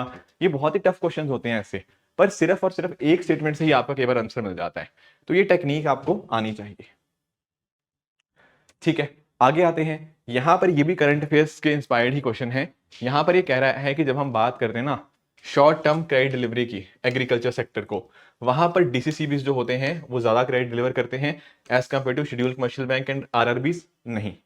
जब हम बात करते हैं एग्रीकल्चर सेक्टर की, तो लगभग 75 से 80% के बीच में जो कहीं ना कहीं चीजें होती हैं वो आपके शेड्यूल कमर्शियल बैंक और आरआरबीज के थ्रू ही आ जाती हैं। जैसे आप यहाँ पे नोटिस कर सकते हो, तो 80% का लगभग आपका शेड्यूल कमर्शियल बैंक का ही यहाँ पे रोल है। तो इसलिए मेजर शेयर जो है वो आपका शेड्यूल कमर्शियल बैंक्स का ही है, इसलिए स्टेटमेंट वन गलत हो जाएगी। दूसरा कह रहा है डीसीसीबीस, जो हमने स्ट्रक्चर पढ़ा था कि ऊपर थे आपके schedule commercial banks, sorry state cooperative banks, फिर दूसरे नंबर पे आ जाते थे हमारे डिस्ट्रिक्ट लेवल के ऊपर district central cooperative banks, and नीचे आते थे पैक्स। तो यहाँ पर कह रहा है जो डीसीसीबी का एक इंपॉर्टेंट काम है वो ये है कि पैक्स को फंडिंग प्रोवाइड करना। Answer is yes. ठीक है, तो इसका आंसर क्या बनेगा, option number B, two only will be the right answer. ठीक है, यस, ये हमने यहाँ पे डिस्कशन कर लिया। अब देखो बैंक्स तो हमने सारे डिस्कस कर लिए, अलग अलग तरह के हमने शेड्यूल देख लिए, नॉन शेड्यूल देख लिए, हमने आपका पेमेंट बैंक देखा, हमने लोकल एरिया बैंक देखा, राइट, बहुत सारे इस तरह से पेमेंट बैंक और बाकी सारी चीजें हमने यहाँ पे डिस्कस कर ली। एक हमें डिस्कस करना है क्या, बहुत ही important topic which is regarding NBFC. NBFC क्या है, non banking financial company. I repeat, non banking financial company. Actual में होता क्या है कि कुछ एक ऐसी एंटिटीज होती हैं, ध्यान से सुनना, कुछ एक ऐसी एंटिटीज होती हैं जो काम तो वैसा ही करती हैं जैसा काम बैंक करते हैं, पर उनके पास बैंक का लाइसेंस नहीं होता। आई रिपीट, ऐसी एंटिटी जो काम तो वैसा ही करती है जैसा बैंक काम करते हैं, पर उनके पास बैंकिंग लाइसेंस नहीं होता, उनको हम नॉन बैंकिंग फाइनेंशियल कंपनीज कहते हैं। फॉर एग्जाम्पल यहां पर आप नोटिस कर पाओगे, आपने दीवान हाउसिंग फाइनेंस लिमिटेड का नाम सुना होगा, टाटा कैपिटल का नाम सुना होगा। ये सब क्या है, क्या ये बैंक है? सर बैंक तो नहीं है, पर कहीं ना कहीं ये भी तो लोन देते हैं लोगों को, बिल्कुल देते हैं, राइट। तो ये सबको बोलते हैं हम NBFC, non banking financial companies. Important बात आपको ध्यान में रखनी है कि इनको इनकॉर्पोरेट किया जाता है under companies act, and important point is that they do not have a banking licence. Very very important point. इसमें अगर आप और कुछ कॉन्सेप्ट आप नोटिस करोगे तो एनबीएफसी जैसे मैंने कहा, ये लोन्स हो गया, आपके एडवांसेस हो गया, ये सब चीजों के बिजनेस के अंदर इन्वॉल्व डेफिनेटली रहते हैं। इसके साथ ही अगर मैं बात करूं, ठीक है, तो यहां पर इनका जो प्रिंसिपल काम होता है, राइट, वो यही होता है कि किस तरह से डिपॉजिट रिसीव करें एंड कहीं ना कहीं आगे ये करें। ये डिपॉजिट रिसीव करने वाला मैं कॉन्सेप्ट आपको एक्सप्लेन करूंगा, डोंट वरी, अभी अभी अंडरस्टैंड करेंगे। एक्चुअली मैं एक काम करता हूं, आपको ना बैंक और एनबीएफसी का अंतर बता देता हूं, उसी से आपको चीजें क्लैरिटी मिल जाएगी। एक्चुअली पहली बात तो ये है कि एनबीएफसी ना आपके डिमांड डिपॉजिट एक्सेप्ट नहीं कर सकती। बैंकों के केस में हमने पढ़ा था करंट अकाउंट, सेविंग अकाउंट, ये सब चीजें बैंक एक्सेप्ट कर लेते हैं, बिल्कुल, ये क्या थे, डिमांड डिपॉजिट। एनबीएफसी आपके डिमांड डिपॉजिट एक्सेप्ट नहीं कर सकती, और इनफैक्ट बहुत सारी एनबीएफसी डिपॉजिट ही एक्सेप्ट नहीं कर सकती, ठीक है। डिमांड डिपॉजिट तो कोई भी एनबीएफसी नहीं करेगी, कुछ एक एंटिटीज होंगी एनबीएफसी जो टाइम डिपॉजिट ले सकती हैं। समझे बात को, मैंने कहा डिमांड डिपॉजिट कोई भी एनबीएफसी नहीं ले सकती, टाइम डिपॉजिट जो होते हैं वो कुछ एक एनबीएफसी ले सकती हैं, ठीक है, उनको बोलते हैं हम डिपॉजिट टेकिंग एनबीएफसी। पर कोई आपसे पूछे कि एनबीएफसी डिमांड डिपॉजिट लेती है, बिल्कुल ना है, ठीक है। तो पहला अंतर तो बैंक और एनबीएफसी में ये हो गया। दूसरा, बैंक हमने देखा था कैसे आपके पेमेंट एंड सेटलमेंट सिस्टम का पार्ट बनते हैं। ऑन द अदर हैंड, जब मैं बात करता हूं नॉन बैंकिंग फाइनेंशियल कंपनीज की, दे do not form a part of payment and settlement system. इसके साथ ही साथ आप नोटिस करोगे कि एक्चुअली में जब हम बात करते हैं ना बैंकों की, तो जो भी आपके बैंक्स होते हैं, कोई भी आप बैंक की बात कर लो, वो दरअसल में ना डीआईसीजीसी का पार्ट बनते हैं। किसका? डिपॉजिट इंश्योरेंस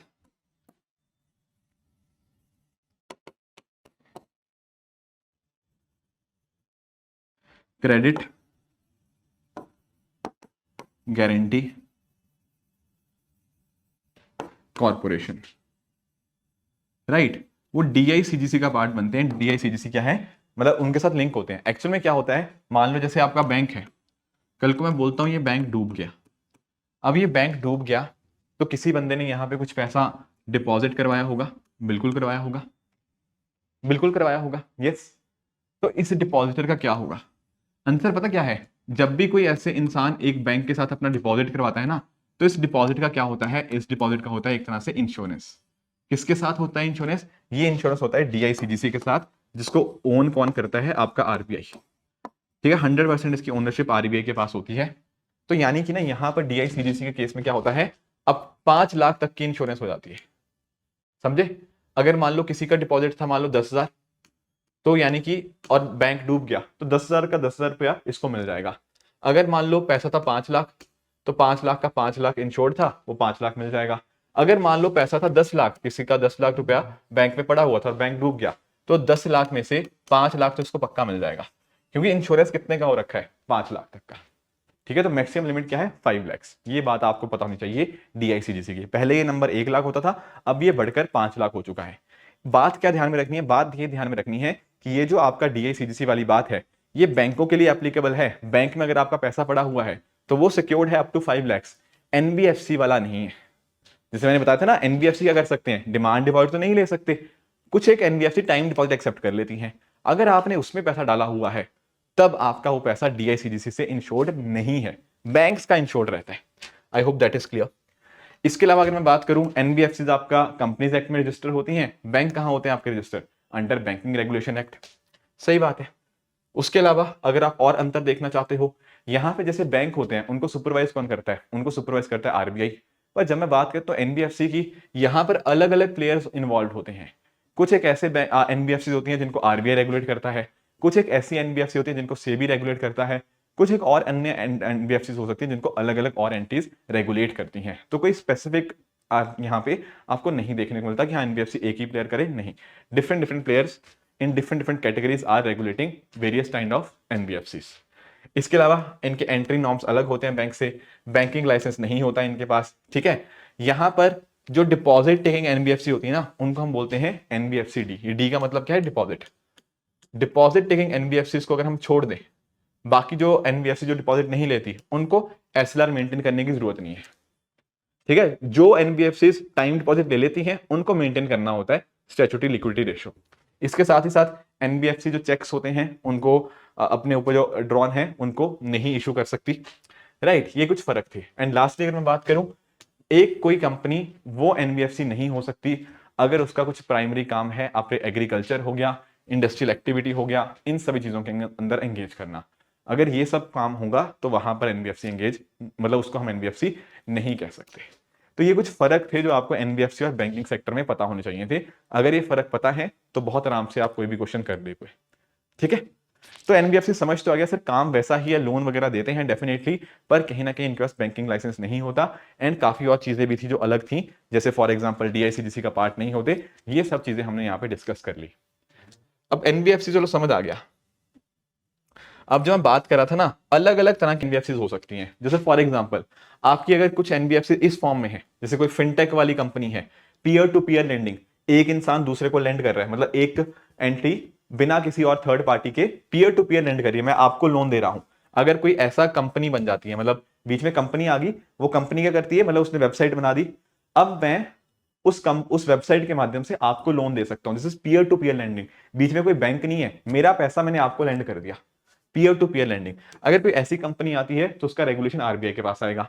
इसके अलावा गोल्ड लोन, जैसे मुथूट फाइनेंस हो गया, है ना, या और जो आपके मल्लापुरम गोल्ड लोन हो गया, ये सब जो एनबीएफसीज हैं ये आएंगे आपके आरबीआई के अंतर्गत। कुछ इन्वेस्टमेंट वाली कंपनी है, कोर इन्वेस्टमेंट कंपनी, ठीक है, एआरसीज हैं, एसेट रिकंस्ट्रक्शन कंपनी, ये सब भी आरबीआई ही रेगुलेट करता है। आपको एक आधा और एग्जांपल दे देता हूं, राइट। जैसे आप लोगों ने बैड बैंक के बारे में सुना होगा। बैड बैंक पता क्या होता है? बैड बैंक भी आपका दरअसल में, जो अगर मैं बात करूं एसेट रिकंस्ट्रक्शन कंपनी, वो भी आपका आरबीआई रेगुलेटेड ही होता है। एक्चुअली में पता क्या होता है, कई बार ना मान लो एक कोई कंपनी है, एक कोई बैंक है मान लो, उस बैंक ने पता क्या किया, उस बैंक ने खूब लोन दिया, पर उसका लोन हो गया एनपीए, जिसको हम बोलेंगे बैड एसेट। बैड एसेट बहुत ज्यादा बढ़ गए, लोन दिया था पर पैसा रिकवर नहीं हुआ, दिक्कत होगी, बिल्कुल होगी। अब वहां पर पता क्या होता है, यहां पर दिक्कत आ गई। अब बैंक का काम क्या था, लोन देना, रिकवर करना, उनको काफी परेशानी आती है। तो यहां पर ना एक बीच में आ सकता है बैड बैंक। बैड बैंक मदद क्या करेगा, उनको पैसा रिकवर करने में मदद करेगा, उनका रिकवरी के अंदर बहुत अच्छा खासा उनका यहाँ पे एक्सपर्टीज है। तो ये जो चीजें होती हैं, इस तरह की एनबीएफसी होती हैं, ये आपका आरबीआई रेगुलेटेड आ जाती हैं। इसके अलावा अगर मैं बात करूं, जैसे आपकी कुछ हाउसिंग फाइनेंस कंपनी होती हैं, वो आपका नेशनल हाउसिंग बोर्ड जो है वो रेगुलेट करता है। सेबी के द्वारा अलग अलग चीजें रेगुलेट की जाती हैं, जैसे आपका स्टॉक ब्रोकिंग कंपनीज हो गया, राइट। आपकी म्यूचुअल बेनिफिट कंपनीज या निधि कंपनीज, ये ministry of corporate affairs regulate करता है। तो कहने का पॉइंट पता क्या है कि डिफरेंट डिफरेंट आपकी जो कंपनीज हैं, जो एंटिटीज हैं, उनको डिफरेंट डिफरेंट अथॉरिटीज द्वारा रेगुलेट किया जाता है। I hope that is clear. Yes, ये हमने पढ़ लिया, ये थोड़ा समझ लिया हमने, राइट। ये कैसे कैसे रेगुलेशन यहाँ पे बदलता है। अब हमारा जो अगला टॉपिक रहेगा that will be with regards to आपका ऑनलाइन बैंकिंग के बारे में। ऑनलाइन बैंकिंग देखो अपने आप में बड़ी इंपॉर्टेंट हो चुकी है आज के समय के ऊपर। इसको आप e banking, virtual banking, internet banking, कुछ भी आप कह सकते हो। आप आजकल फिजिकल ब्रांचेस के ऊपर कम जाते हो, ऑनलाइन बैंकिंग पे ज्यादा ध्यान होता है ना। तो यहाँ पर कन्वीनियंस काफी ज्यादा आपकी बढ़ जाती है। साथ ही साथ अगर आप नोटिस करोगे, हालांकि अब तो बहुत सारे फ्रॉड्स होने लग गए हैं, ये पहले थोड़ा था, पर आजकल तो साइबर फ्रॉड बहुत ज्यादा बढ़ गए हैं। पर कोशिश इसकी ये भी थी कि टेक्नोलॉजी के माध्यम से कम फ्रॉड हो, पर फ्रॉड आजकल इंक्रीज हो चुके हैं। आईसीआईसीआई बैंक ने काफी अच्छा काम किया है इंडिया के अंदर इंटरनेट बैंकिंग को लाने के अंदर। एंड डेफिनेटली इसमें कोई ज्योग्राफिकल बैरियर्स नहीं है, इन द सेंस कि यहाँ पर आप कहीं पर भी बैठे हुए हो, राइट, पहाड़ों में हो, कहीं पर भी हो, आपके पास इंटरनेट होगा तो जिसको भी आपको पैसे भेजना होगा, बड़े आराम से विद इन फ्यू सेकेंड्स आप उसको पैसा भेज सकते हो, कोई दिक्कत वाली बात है ही नहीं। तो ये सब फायदे देखने को मिलते हैं हमें इंटरनेट बैंकिंग में। अब इसके अंदर कुछ एक छोटे छोटे कॉन्सेप्ट्स हैं, हमें उन कॉन्सेप्ट को समझना होगा। जैसे फॉर एग्जांपल एक इंपॉर्टेंट कॉन्सेप्ट है आपका सीबीएस। सीबीएस क्या है? Core banking solution. What does this mean? देखो मान लेते हैं कि मेरा ना आईसीआईसीआई बैंक में अकाउंट है, और इनफैक्ट मेरा है भी, और बट जो मेरा अकाउंट है ना वो यहाँ पे भवानीपुर ब्रांच में है, ठीक है। मेरा अकाउंट कहाँ है? भवानीपुर ब्रांच में। पर आप नोटिस करोगे अगर मुझे कोई बैंकिंग सर्विस चाहिए तो हो सकता है ये जो R N Mukherjee road branch है, मुझे वहां पर जाके भी वो बैंकिंग सर्विस मिल जाए है कि नहीं? देखो मेरा बैंक अकाउंट तो इस ब्रांच में था, पर मैं किसी और ब्रांच में जाकर भी अपने अकाउंट में कुछ भी चेंजेस कर सकता हूँ, ठीक है। जो भी मुझे बैंकिंग सर्विस चाहिए हो वो मैं करवा सकता हूँ। How is this possible? This is possible using CBS, core banking solution. Actual में होता क्या है ना कि यहाँ पर कोर बैंकिंग सोल्यूशन क्या कहता है कि जैसे आपकी डिफरेंट डिफरेंट ब्रांचेज हैं, ठीक है, इस तरह से ये आपस में एक सेंट्रलाइज सर्वर के थ्रू कनेक्टेड है। तो अगर मेरा इस ब्रांच के अंदर भी अकाउंट है ना, वो कहीं ना कहीं सेंट्रली कनेक्टेड होके दूसरी ब्रांच में जाके भी मैं वहां पे सर्विसेज ले सकता हूँ, ठीक है। एक बैकएंड सिस्टम है जो डिफरेंट डिफरेंट बैंक की ब्रांचेस को आपस में कनेक्ट करता है। रियल टाइम के अंदर आप ऑपरेशंस को डिलीवर करते हो, राइट। एंड आप नोटिस करोगे कि यहां पर जैसे पंजाब नेशनल बैंक का कोर बैंकिंग सोल्यूशन का नाम क्या है? फिनेकल, बहुत फेमस है। उसी तरह से आरबीआई का जो कोर बैंकिंग सोल्यूशन है वो है आपका ई-कुबेर। मैंने डिस्कशन किया था ना कि यहाँ पे ये सारे बैकएंड पे प्रोसेस होते हैं, गवर्नमेंट सिक्योरिटीज की सेलिंग वगैरह हो गया, या फिर आपका जो आपका प्रायोरिटी सेक्टर लैंडिंग के सर्टिफिकेट्स हो गया, वो कहाँ पे वर्क करते हैं? वो इसी कोर बैंकिंग सोल्यूशन आपका जो ई-कुबेर है आरबीआई का, उसी पे रन करते हैं। ठीक है, तो एक सेंट्रलाइज्ड है ऑनलाइन रियल टाइम एनवायरनमेंट को ही हम कोर बैंकिंग सोल्यूशन यहाँ पे कहते हैं। ठीक है, ठीक है, ठीक है, ये बात तो समझ आई। अब जब हम बात करते हैं ना अलग अलग ट्रांजेक्शन्स की, तो आप नोटिस कर पाओगे कि there are different types of transaction. जैसे फॉर एग्जांपल आपका हो गया, एक हो गया एनईएफटी, नेफ्ट जिसको आप बोलते हैं, एक हो गया आरटीजीएस, एक हो गया आपका आईएमपीएस। थोड़ा अंतर समझते हैं तीनों के बीच में, थोड़ा अंतर समझते हैं यहाँ पे तीनों के बीच में। नेफ्ट क्या है? Electronic fund transfer. ठीक है, यहाँ पे समझ लेते हैं, नेशनल इलेक्ट्रॉनिक फंड ट्रांसफर। यहां पर जो पैसा भेजा जाता है ना, वो बैचेस की फॉर्म में भेजा जाता है, यानी कि पहले ये बैच जाएगा, फिर अगला बैच, फिर अगला बैच। आधे आधे घंटे का बैच जाएगा, मतलब जो भी ट्रांजैक्शन अभी हुई है, ये आधे घंटे के बाद सारी क्लब होके आगे यहाँ पे ट्रांजैक्शन होंगी। इस तरह से हाफ आवरली बेसिस के ऊपर यहाँ पे ट्रांजैक्शन होती है नेफ्ट के अंदर। तो आरबीआई ये पेमेंट सिस्टम है, मतलब पेमेंट सिस्टम आरबीआई के द्वारा लाया गया है। उसी तरह से एक सिस्टम होता है RTGS, real time gross settlement. इसमें वर्ड क्या है? Real time. जैसे ही आप पेमेंट करोगे, सामने वाले के पास तुरंत रियल टाइम के अंदर पेमेंट मिल जाएगी। पर क्योंकि बात हो रही है ग्रॉस सेटलमेंट की, ये एक्चुअली में यूज होता है बड़ी बड़ी ट्रांजैक्शंस के लिए। जैसे फॉर एग्जांपल हो सकता है कि मुकेश अंबानी जी को अपने किसी दोस्त को 1 करोड़ रुपया भेजना हो, तो भाई वो वैसे थोड़ी भेजेंगे जैसे हम भेजते हैं फोन पे, गूगल पे के माध्यम से, नहीं, उसका तरीका अलग होता है। That is real time gross settlement. ये नॉर्मली बड़े बड़े बिजनेसमैन के लिए यूज होता है, या फिर लेट्स से किसी पर्टिकुलर वेंडर का आपको पैसा देना है 50 लाख 70 लाख इस तरह से, तो यहाँ पे इसके माध्यम से, आरटीजीएस के माध्यम से दिया जा सकता है। ये भी आरबीआई ही यहाँ पे इसका ही वर्किंग है। एंड अकॉर्डिंगली ये काम कैसे करता है? एक एक, ये बैचेस में नहीं होता जैसे हमने पहले देखा था नेफ्ट का। यहाँ पर एक ट्रांजेक्शन, हर ट्रांजेक्शन अलग अलग तरह से प्रोसेस करी जाती है, इसीलिए काफी तेजी से हो जाता है। इसके अलावा जो हम आजकल यूज करते हैं, ठीक है, जैसे आजकल आप लोग अपने कोई भी आपका गूगल पे, फोन पे, इनके माध्यम से जो ट्रांजेक्शन करते हो, वो दरअसल में आप जो सर्विस यूज करते हो बैकएंड पे, that is immediate payment service, है ना, आईएमपीएस। ये दरअसल में एनपीसीआई का ही हमें देखने को मिलता है, national Payment Corporation of India का, जहां पर तुरंत के तुरंत आप पैसा ट्रांसफर कर सकते हो। अब यहां पे अंतर समझो। नेफ्ट में मैंने क्या बताया आपको? नेफ्ट में बताया कि जो चीजें आती हैं, जो सेटलमेंट होती है, वो आधे आधे घंटे के बेसिस के ऊपर होती है। जो आरटीजीएस होता है वो रियल टाइम के बेसिस के ऊपर, यानी कि उसी समय चला जाता है। आईएमपीएस में भी रियल टाइम हमें देखने को मिल जाता है, राइट। यहाँ पे नेफ्ट में भी अब बात कर रहे हैं कि यहाँ पे इसको भी रियल टाइम किया जाए, ठीक है ना। तो ये भी चेंजेस आप नोटिस कर लेना करंट अफेयर्स के अंदर अगर कुछ ऐसा आए। बाकी अब तो तीनों के तीनों 24/7 अवेलेबल हैं, कभी भी दिन रात कभी भी आप कर सकते हो। पहले कुछ अलग अलग वेरिएशंस थे कि मंडे टू फ्राइडे कर सकते हो, मंडे टू सैटरडे, पर अब वो चीजें बदल गई हैं। अब किसी को भी आपने इस्तेमाल करना है, 24/7 आप इस्तेमाल कर सकते हो। फर्क पता कहां पे आता है? कितना पैसा आप भेज सकते हो। जैसे नेफ्ट के अंदर आपको मिनिमम अमाउंट 1 लाख, 1 रुपया भेजना होता है, मैक्सिमम कोई लिमिट नहीं है, minimum 1 rupee, maximum could be anything, ठीक है। पर हालांकि अगर हम बात करें, बैंक यहाँ पे मैक्सिमम लिमिट डिसाइड कर लेते हैं। कुछ बैंक 10 लाख डिसाइड कर लेते हैं, कुछ बैंक और डिसाइड कर लेते हैं। पर नॉर्मली अगर प्रिस्क्राइब लिमिट देखें तो कोई लिमिट नहीं है, पर बैंक अपने एंड पे नॉर्मली डिस्क्राइब कर लेते हैं लिमिट को।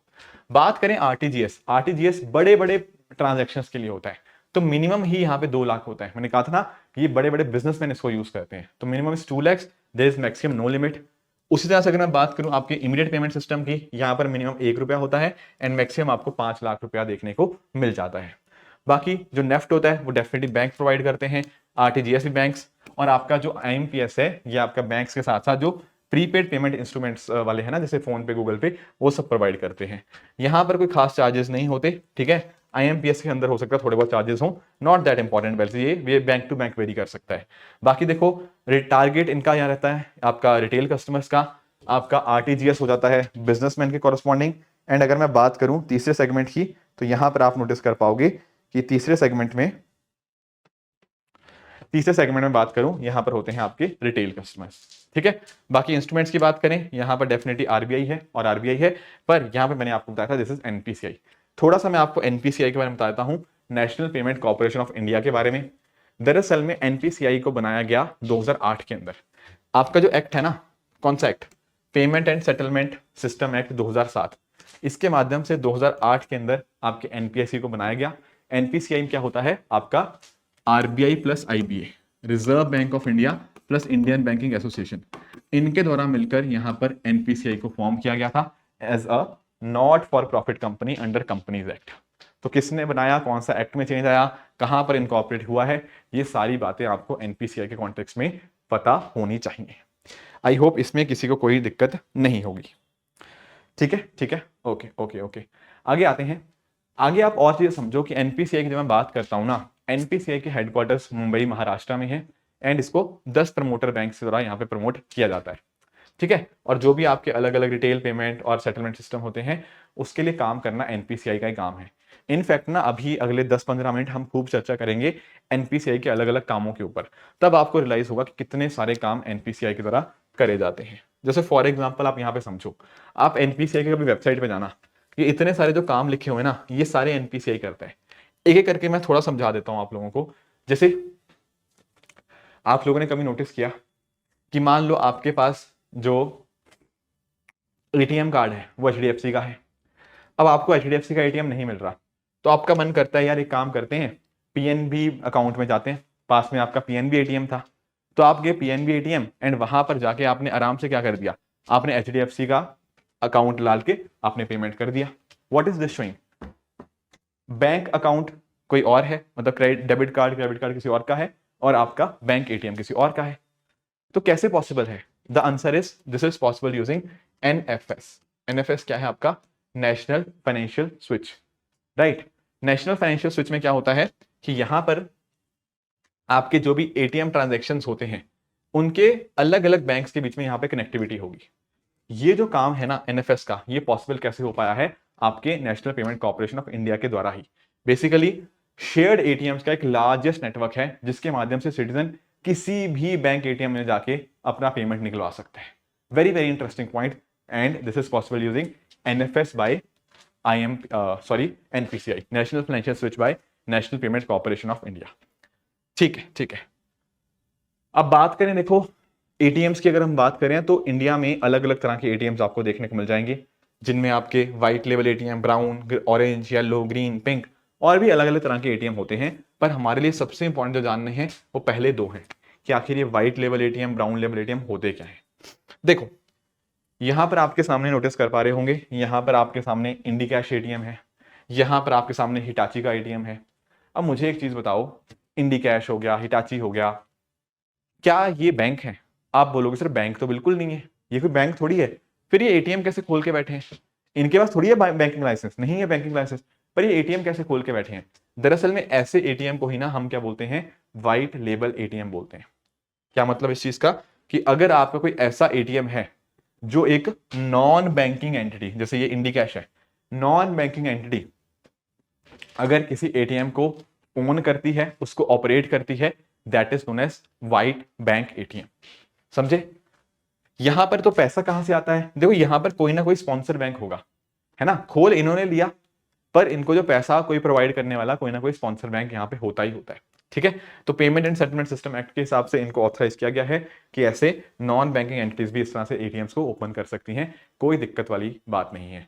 अब होता क्या है, एक्चुअल में जब बैंक होते हैं वो हर जगह अपनी सर्विस नहीं प्रोवाइड कर सकते, हो सकता है पहाड़ी इलाकों में ना प्रोवाइड कर पा रहे हो, है ना, या और किसी एरियाज के अंदर, वहां पर नॉन बैंकिंग एंटिटीज आके अपने एटीएम्स ओपन करती हैं, इनको भी फायदा होता है। ठीक है, और कहीं ना कहीं यहाँ पे जो कस्टमर्स होते हैं उनको भी नॉन एक्सेसिबल एरियाज के अंदर अच्छे खासे आपके एटीएम्स देखने को मिल जाते हैं, इसको बोलते हैं व्हाइट लेबल एटीएम।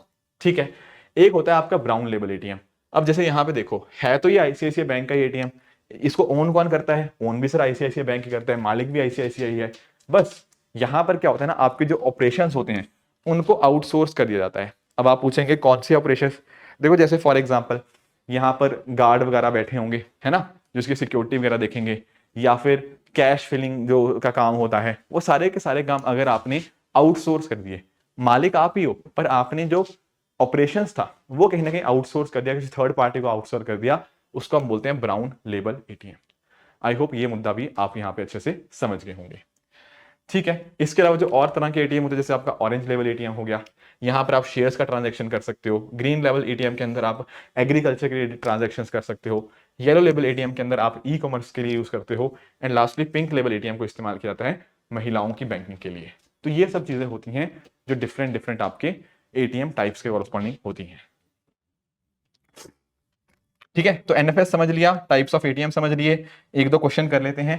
जैसे यूपीएससी ने हमसे ये क्वेश्चन पूछा था कि कोर बैंकिंग सोल्यूशन अक्सर न्यूज में रहता है, इनमें से क्या इस टर्म को डिफाइन करता है। बहुत ही सिंपल सा आंसर है। क्या इसका आंसर होगा? देखो ये क्या बात कर रहा है, सीबीएस की कोर बैंकिंग सोल्यूशन। तो पहला स्टूडेंट बिल्कुल ठीक है कि बैंक ब्रांचेस का एक नेटवर्क है जिसके माध्यम से कस्टमर अपने अकाउंट्स को किसी भी ब्रांच से यहाँ पे ऑपरेट कर सकते हैं। यही तो हमने पढ़ा था, बिल्कुल ठीक बात है। बाकी स्टेटमेंट पढ़ो। दूसरा कह रहा है कि इसके माध्यम से आरबीआई कंट्रोल बढ़ा रहा है, नहीं ऐसा कुछ भी नहीं है। एंड तीसरा जो बात कर रहा है कि इससे जो एनपीएस हैं जिन बैंक्स के अंदर, उनको कहीं ना कहीं टैकल करने का तरीका है, नहीं। इजी पॉइंट था। Option number A, one only will be the right answer. ठीक है, यहां पे पूछ रहा है कि कौन सा ऐसा है जिसने कहीं ना कहीं इंडिया में सारे आपके एटीएम्स को लिंक करता है। Answer is NPCI. हमने पढ़ा था एनपीसीआई का जो एनएफएस है, नेशनल फाइनेंशियल स्विच, उसके माध्यम से सारे एटीएम यहाँ पे लिंक हो जाते हैं। तो नथिंग ऑफ एन इशू, है ना। तो ये बात भी अपने आप में करेक्ट हो जाएगी। राइट, सॉरी, आंसर दिख ही गया। ये तो हमने लीगल टेंडर मनी पिछले चैप्टर में पढ़ लिया था कि वो मनी जो कहीं ना कहीं क्रेडिटर अंडर कंपल्शन है to accept as a settlement of his claim, उसको हम बोलते हैं लीगल टेंडर। चलो, ये बातें समझ आई। अब आगे चलते हैं, आगे समझ लेते हैं यूपीआई। अब यूपीआई क्यों पढ़ रहे हैं? क्योंकि ये भी भाई एनपीसीआई का ही है। एनपीसीआई हम डिस्कस कर रहे हैं ना, तो एनएफएस पढ़ा, बाकी चीजें पढ़ी, उसी तरह से आपका जो यूपीआई है वो भी एनपीसीआई का ही हमें देखने को मिल जाता है। हम पढ़ के आए ना नेफ्ट, आरटीजीएस, आईएमपीएस के बीच का अंतर। आईएमपीएस का ही एडवांस वर्जन क्या है? That is UPI. आप लोग गूगल पे, फोन पे, ये सब चीजें इस्तेमाल करते हो, वो दरअसल में और कुछ नहीं, उसके बैकएंड पे जो मटेरियल है वो आपका यूपीआई ही है। बेसिकली यूपीआई एक प्लेटफॉर्म है, ठीक है, जिसका इस्तेमाल ये डिफरेंट डिफरेंट एप्स आपके द्वारा करती हैं, ठीक है ना। तो उसी का ही इस्तेमाल यहाँ पे किया जाता है। एंड आई एम श्योर आप लोगों को इस चीज के बारे में तो पता ही होगा, क्योंकि एक तरह से इसने काफी चीजें आसान कर दी हैं। उसी तरह से देखो हमारे पास भीम ऐप भी है। भीम ऐप के माध्यम से पता क्या होता है? भीम ऐप से पहले पता क्या होता था? आपको पैसे अपने वॉलेट में रखने पड़ते थे, है ना। पहले आपको अपने वॉलेट में पैसा रिचार्ज करना पड़ता था, फिर वॉलेट से ट्रांजैक्शन होती थी। पर भीम ऐप एक ऐसी सरकार के द्वारा या रदर इशूड से एनपीसीआई के द्वारा एक ऐप बनाई गई जिसके माध्यम से बिना वॉलेट के भी आप directly bank to bank payment कर सकते हो। जैसे आजकल भी होता है फोन पे, गूगल पे के अंदर आप directly bank to bank payment कर लेते हो, राइट। पहले, इससे पहले की जनरेशन को पता होगा कि पहले जैसे कई बार पेटीएम से पेमेंट होती थी ना, तो पहले आपको वॉलेट में पैसे डालने पड़ते थे, फिर आप वॉलेट से किसी और को पैसा पेमेंट कर सकते थे। पर ये अब नहीं है, ये पहले सिचुएशन ऐसी हुआ करती थी, है ना, कि डायरेक्टली मोबाइल फोन से आप पेमेंट कर सकते हो। तो ये भी एनपीसीआई का ही है।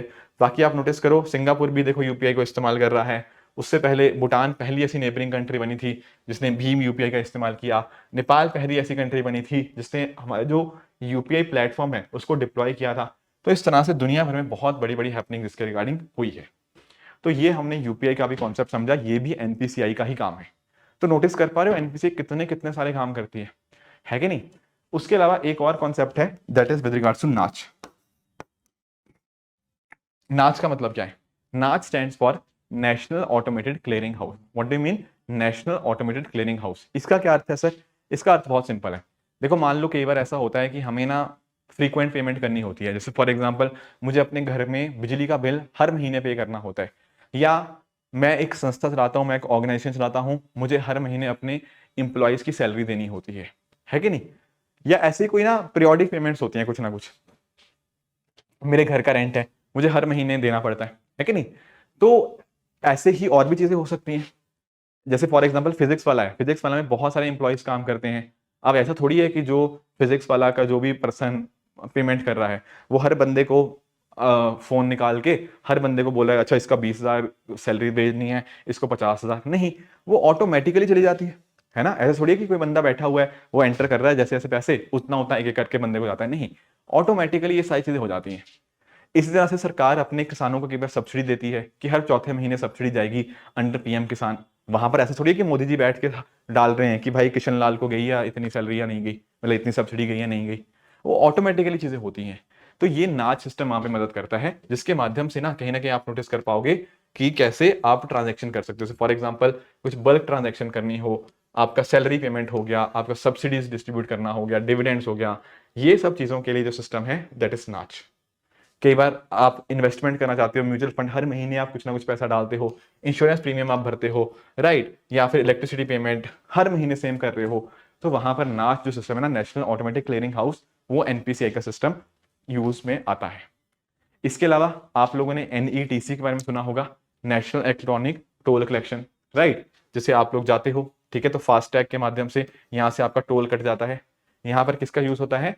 रेडियो फ्रिक्वेंसी RFID का इस्तेमाल होता है, राइट। तो जैसे आपका ये जो सिस्टम है पूरा का पूरा आपका फास्टैग वाला, ये किसने बनाया है? आपका NETC, जो क्या है आपका NPCI का आपको प्रोडक्ट देखने को मिल जाता है। तो are you getting my point? NPCI के बहुत बहुत सारे इंपॉर्टेंट फंक्शंस हमें यहाँ पे देखने को मिलते हैं। अब हमने UPI तो समझ लिया, इसी तरह से एक और कॉन्सेप्ट होता है जिसको हम बोलते हैं ई रूपी। अब समझना, मैंने ना दो चीजें हैं, बहुत बच्चे कंफ्यूज होते हैं। ये मैं RUPI बता रहा हूं, RUPEE में आगे बताऊंगा, ठीक है। दोनों में अंतर है। अभी हम क्या डिस्कस कर रहे हैं? अभी हम डिस्कस कर रहे हैं यहाँ पे क्या? रूपी, RUPI वाला। इसमें फर्क समझो, ये है UPI, बस उसके आगे R लगा दिया। इसका क्या मतलब है, मैं आपको एक्सप्लेन करता हूं।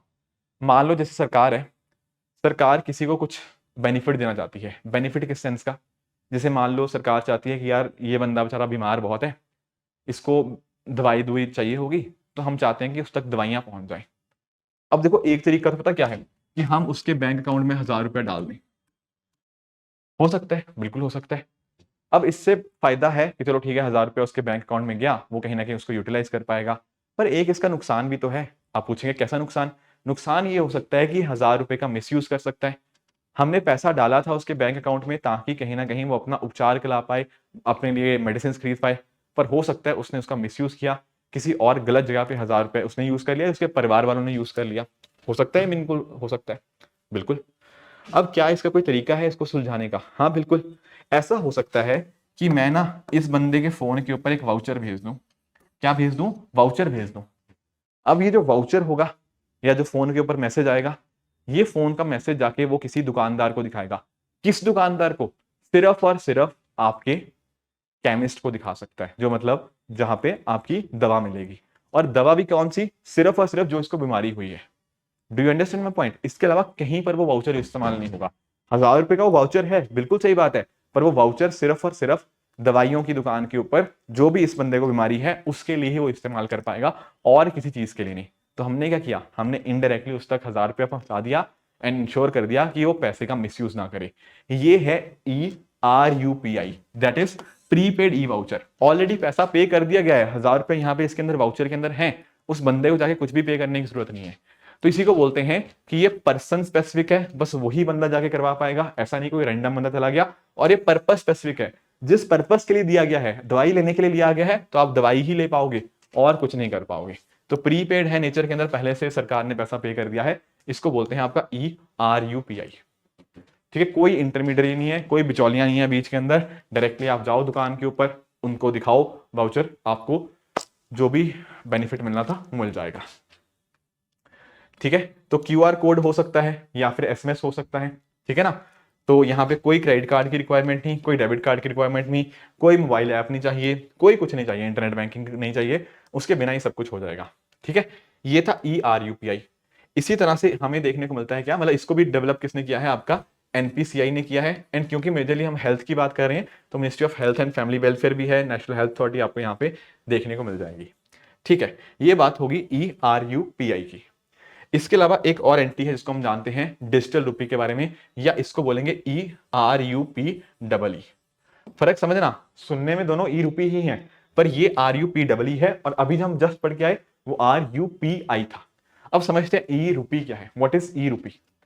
देखो, जैसे हमारे पास फिजिकल कैश सबके पास होती है ना। हम लोग अपने जेब में पैसा कैरी करके 100 रुपए का नोट, 200 रुपए का नोट, 300 रुपए का नोट, राइट, ये सब चीजें हमें देखने को मिल जाती हैं। अब ये सब चीज़ों का हम अलग अलग जगह पे इस्तेमाल भी करते हैं, राइट। पर सरकार ने पता क्या सोचा, या अदर आई शुड से आपके RBI ने क्या सोचा कि यार ये सब चीज़ें जो हम करते हैं ना, कि पैसे को प्रिंट करना हो गया, उससे कहीं ना कहीं काफ़ी नुकसान होता है। कि मान लो प्रिंटिंग की कॉस्ट आती है ना, पैसे जो प्रिंट करते हैं हम पैसा, उसकी कॉस्ट आएगी, प्लस कई बार नोट में गड़बड़ हो जाती है, इन द सेंस की फेक नोट्स लोग ले आते हैं, राइट। और भी इस तरह से बहुत सारे पेपर का भी बहुत सारा वेस्टेज होता है जब हम फिजिकल कैश को प्रिंट करते हैं। तो यहां पर RBI ने बोला कि हमें कैश प्रिंट करने की जरूरत क्या है, क्यों ना हम ऐसा करें, हम करेंसी नोट्स का ही एक डिजिटल वर्जन ले आए। यानी कि हम अब पैसा प्रिंट नहीं कर रहे, करेंसी नोट हम प्रिंट नहीं कर रहे, उसी का एक डिजिटल वर्जन लेके आ रहे हैं, राइट। है ये पैसा किसने इशू किया? ये पैसा आरबीआई ने ही इशू किया है। जैसे आपका 500 रुपए का नोट नहीं होता, उस पर लिखा होता है मैं धारक को 500 रुपए अदा करने का वचन देता हूं, है ना, लिखा होता है ना। वो क्या है? वो एक लीगल टेंडर है, क्योंकि सेंट्रल बैंक ने इशू करा है, पर वो फिजिकल फॉर्म के अंदर है। अगर आरबीआई इसी चीज को डिजिटल फॉर्म के अंदर यहाँ पे इशू करे, उसको हम बोलेंगे सीबीडीसी। सीबीडीसी क्या है?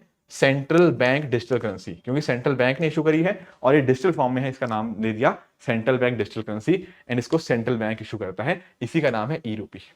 फर्क है रुपी और ई रूपी में कि ये एक डिजिटल वर्जन है। अब कई बार बच्चों के दिमाग में आता है कि सर ये तो वही बात नहीं हुई जैसे हम फोन पे, गूगल पे, इसके माध्यम से पेमेंट कर रहे थे। Answer is no, there is a difference. समझना, पता क्या होता है, मेरे पास ना मेरी कुछ कैश है, मतलब मेरे पास कुछ फिजिकल पैसा है। क्या है? मेरे पास कुछ फिजिकल पैसा है। मतलब एक होता है मनी, मतलब एक होता है करेंसी, ठीक है, और एक होता है आपका मीडियम। दो वर्ड समझना, एक होता है करेंसी और दूसरा वर्ड होता है मीडियम, ठीक है। जब मैं अपने दोस्त को मान लो यूपीआई के माध्यम से, मान लो जैसे गूगल पे के माध्यम से कुछ पैसा भेज रहा हूं, लेट्स से मैंने अपने दोस्त को 500 रुपया भेजे, कैसे? यूपीआई के माध्यम से। अब पता क्या हुआ, जब मैंने अपने दोस्त को 500 रुपया भेजा यूपीआई के माध्यम से, मैंने अपनी फिजिकल करेंसी को डिजिटल तरीके से ट्रांसफर किया।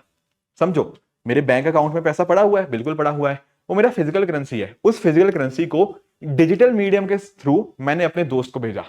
ये है यूपीआई। तीन तरीके में फर्क समझना। जैसे मान लो ये हूं मैं और ये रहा मेरा दोस्त। अगर मैंने 500 रुपया डायरेक्टली दे दिया, डायरेक्टली मतलब मेरी जेब में 500 रुपया था, मैंने इसको डायरेक्टली 500 रुपया प्रोवाइड कर दिया, तो यहां पर पता क्या हुआ, फिजिकल करेंसी थी मेरे पास, उसको ट्रांसफर कैसे करा? डिजिटल मीडियम से। समझे इस बात को? मेरी जेब, सॉरी डिजिटल मीडियम नहीं, फिजिकल मीडियम से।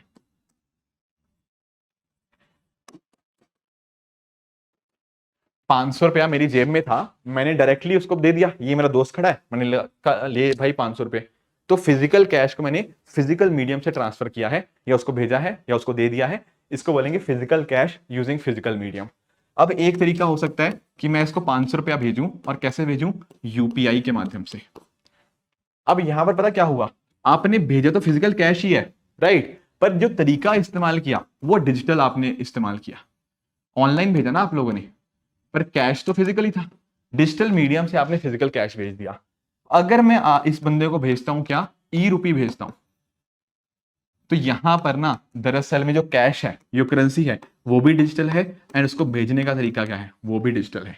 क्योंकि एक्चुअल में क्या हुआ है, ई रूपी में कोई फिजिकल करेंसी प्रिंट ही नहीं हुई, यहां पर सारी चीजें ऑनलाइन चल रही हैं। करेंसी जो है आपकी डिजिटल है, इसलिए इसका नाम क्या है? Central bank digital currency. समझ पाए? यूपीआई और इसमें यही अंतर हमें देखने को मिल जाता है। तो आई होप ये बात भी आप यहाँ पे समझ गए होंगे। तो there is a difference between CBDC and crypto currency, कि सीबीडीसी को इशू कौन करता है? आपका सेंट्रल बैंक, वेरस जो, ठीक है, आपका जो आपका यूपीआई था वो अलग था।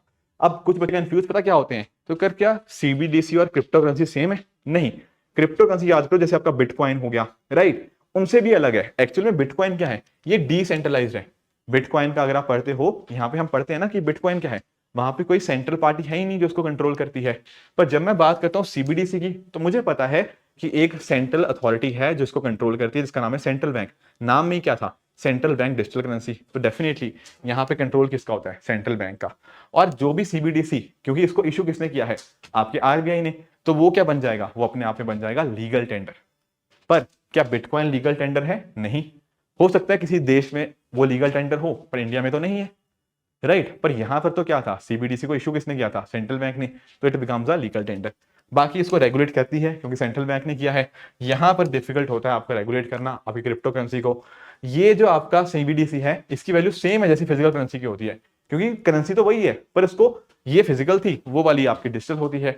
यहां पर आपके जो बिटकॉइन होता है, इसकी वैल्यू डिमांड एंड सप्लाई के ऊपर चेंज होती रहती है, आपकी क्रिप्टो करेंसी की वैल्यू बदलती रहती है। ठीक बात है। तो ये हमने पढ़ लिया ई रूपी के बारे में, और बाकी चीजें भी हमने डिस्कस कर ली। एक इंपॉर्टेंट कॉन्सेप्ट हमें और पढ़ना है, that is with regards to MDR, merchant discount rate.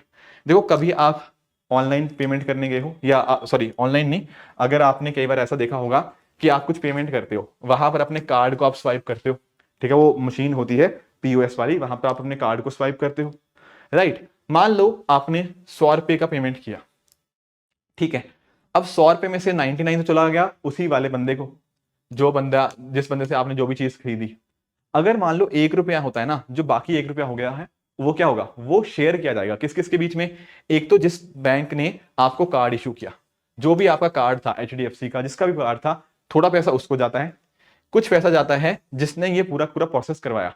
आपके इस कार्ड के ऊपर लिखा होगा ना रुपए कार्ड, मास्टर कार्ड, वीजा, उनको कुछ पैसा जाएगा। एंड तीसरा पैसा जाएगा उस मशीन वाले को जिसने वो मशीन बनाई पीओएस वाली। तो यहां पर क्या हुआ, 100 रुपए का 99 रुपीज तो आपके मर्चेंट को पहुंचा, 1 रुपया जो था ना वो कहीं ना कहीं शेयर हुआ। इसी 1 रुपए को हम बोलते हैं एमडीआर, मर्चेंट डिस्काउंट रेट। समझ पाए इस बात को? तो ये एमडीआर आपको पता होना चाहिए, ठीक है। यहां तक जब पेट्रोल पंप पे मैंने पेट्रोल भराया 100 रुपए का, पेट्रोल पंप वाले को 99 रुपीज मिलेंगे। 1 रुपया कार्ड इशूइंग बैंक, आपका पेमेंट नेटवर्क और आपका जिसने पीओएस मशीन बताई है, इन तीनों के बीच में यहाँ पे शेयर हो जाएगा। अब ये सारे इतने सारे काम जब एनपीसीआई करता है ना, तो हमने सोचा हमारे पास ना क्यों ना एनयूई बनाए। एक्चुअल में क्या होता है ना, जब कोई एक सिंगल एंटी इतने सारे काम करती है, एक सिंगल एंटी इतने सारे काम करती है, तो कहीं ना कहीं बड़ी दिक्कत आ सकती है। क्योंकि देखो, अगर इतने सारे काम करने हैं तो हमें चाहिए होगा कुछ इनोवेशन आती रहे समय समय के साथ। और इनोवेशन कैसे आएगी, जब कंपटीशन होगा। अगर ये एक ही प्लेयर है एनपीसीआई, तो कल को हो सकता है इनोवेशन बंद हो जाए, उसको लगेगा यार मैं अकेला ही तो हूं, यहाँ पे कौन सा कोई दूसरा मेरा कॉम्पिटिटर है। पर सामने कोई बढ़िया कॉम्पिटिटर होगा तो हेल्दी कॉम्पिटिशन होगा। इसीलिए आरबीआई ने आइडिया फ्लोट किया न्यू अम्ब्रेला एंटी का, जो एक तरह से ऑल्टरनेटिव की तरह काम करेगा एनपीसीआई का। एंड अगर मान लो कुछ भी एनपीसीआई की लिमिटेशंस होती हैं, उसको रिड्यूस करेगा by insuring that there is adequate competition. ये होता है न्यू अम्ब्रेला एंटी का कॉन्सेप्ट, राइट। अब यूपीएससी ने देखो इस पर्टिकुलर चीज के ऊपर कुछ क्वेश्चंस पूछे हुए हैं, उनको हम एक बार डिस्कस कर लेते हैं। यहाँ पर पहला स्टेटमेंट जो क्वेश्चन पूछा था 2017 के अंदर, वो ये पूछ रहा है कि यूपीआई अगर मान लो इंप्लीमेंट होता है, उससे कहीं ना कहीं क्या बेनिफिट होता है। मैंने वही बताया, यूपीआई आने से पहले आपको मोबाइल वॉलेट चाहिए होते थे, पर यूपीआई आने के बाद आप डायरेक्टली पेमेंट कर सकते हो, कोई वॉलेट की रिक्वायरमेंट नहीं है। तो option number A will be the right answer. बाकी देखो, आप ऐसे भी स्टेटमेंट नोटिस कर सकते हो, जैसे ये बात कर रहा है कि भाई यूपीआई आने से जो एफडीआई है बहुत ही ड्रास्टिकली इंप्रूव हो जाएगा। बहुत ही वेग स्टेटमेंट्स होती हैं ऐसी, और बहुत ही एक्सट्रीम वर्ड्स कई बार यूज होते हैं। जैसे स्टेटमेंट 4 कह रहा है कि डायरेक्ट ट्रांसफर सब्सिडीज का बहुत ही ज्यादा इफेक्टिव हो जाएगा, ये भी थोड़ा सा वेग है। उस तरह से अगर हम बात करें सेकंड स्टेटमेंट की, यहाँ पर कह रहा है कि डिजिटल करेंसी अगले 20 साल के अंदर पूरी तरह से फिजिकल करेंसी को रिप्लेस कर देगी, टोटली रिप्लेस कर देगी। यहां पर भी आपको एक्सट्रीम वर्ड्स देखने को मिलते हैं। इन वर्ड्स को आइडेंटिफाई करना सीख लो, आपको कहीं ना कहीं क्वेश्चंस का आंसर करना थोड़ा आसान हो जाएगा। इसके अलावा जैसे ये क्वेश्चन है, यहां पर पूछा गया कि एनपीसीआई कहीं ना कहीं फाइनेंशियल इंक्लूजन को प्रमोट करता है, बिल्कुल ठीक बात है। और दूसरा स्टेटमेंट कहता है कि एनपीसीआई ने रुपए कार्ड को लॉन्च किया है, जो कि कार्ड पेमेंट स्कीम है। Yes, that is also correct. तो both statement are correct, option number C will be right answer. आगे आते हैं, आगे यूपीएससी ने क्वेश्चन पूछा है हमारे एमडीआर के ऊपर। यहां पर कह रहा है कि एमडीआर कौन सी चीज को यहां पे डिस्क्राइब कर रहा है, बताओ बताओ बताओ बताओ, क्या आंसर आएगा। याद करो, मैंने आप लोगों को पीछे भी समझाया था इस चीज के बारे में कि एमडीआर क्या होता है। जो आपका 1 रुपया यहाँ पे शेयर हो रहा है ना, उसको हम एमडीआर बोलते थे, है ना। तो यहाँ पर इस क्वेश्चन की अगर मैं बात करूं, तो यहाँ पर आप नोटिस कर पाओगे एमडीआर क्या होता है। जो बैंक एक मर्चेंट को चार्ज करता है, वो 1 रुपया मर्चेंट को चार्ज हुआ था। 100 रुपए में से 99 रुपए गए थे आपके किसको, पेट्रोल पंप वाले को, 1 रुपया नहीं गया था, है ना। तो 1 रुपया जो हुआ मर्चेंट को चार्ज हुआ by a bank for accepting payment for its customer through the bank के डेबिट कार्ड। तो इसका आंसर बनेगा option number C will be the right answer. तो ये हमने पढ़ लिया आज का topic, monetary policy, money and banking के बारे में। आप लोगों ने आई एम श्योर बहुत सारी नई नई कॉन्सेप्ट सीखे होंगे, नई नई चीजें सीखी होंगी। आप लोगों को मैं ये भी एडवाइस करूंगा कि आपकी जो बुकलेट है ना, यूपीएससी वाला बुकलेट, उसको आप डेफिनेटली पढ़िएगा। ये देखो, जो मोस्ट इंपॉर्टेंट कॉन्सेप्ट है मैं डेफिनेटली अपनी वीडियोस के अंदर कवर करता हूं, पर काफी सारे कुछ एक फैक्चुअल चीजें भी होती हैं जो आपकी बुक के अंदर पॉइंट होती हैं। तो मेरा आपको सजेशन यही रहेगा कि डेफिनेटली आप उन चीज़ों को आप पढ़ते रहिए। बाकी अगर मैं बात करूं, मैंने जैसे आपको बताया, अगर आपको कभी भी कोई डाउट आता है, आप मेरा जो टेलीग्राम चैनल है ऋषभ शर्मा सर PW,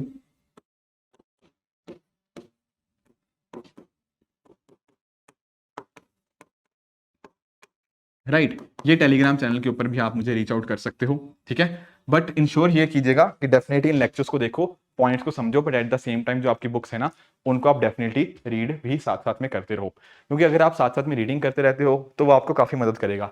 इसके अलावा अभी तो चलो हम क्वेश्चंस काफी खूब प्रैक्टिस कर ही रहे हैं, बट बाद में मैं आपसे एक्सपेक्ट करूंगा कि आप मॉक टेस्ट जरूर लगाएंगे इकोनॉमी के, एंड साथ ही साथ अगर मैं बात करूं मेन आंसर राइटिंग, वो भी साथ साथ में करते रहेंगे, ताकि इसके रिगार्डिंग कोई दिक्कत ना आए। आपकी जब पढ़ते हो, पढ़ने के साथ साथ अगर आप टेस्ट भी देते रहते हो, वो इंश्योर ये करता है कि आपकी ओवरऑल अंडरस्टैंडिंग अच्छी हो चुकी है। ठीक है दोस्तों, तो ये था आज का लेक्चर। आई होप आप सभी को आज की चीजें बहुत अच्छे समझ आई होंगी। इसी तरह से आप भी अपने एंड पे हार्डवर्क करते रहिए। Thank you so much for joining. All the very best.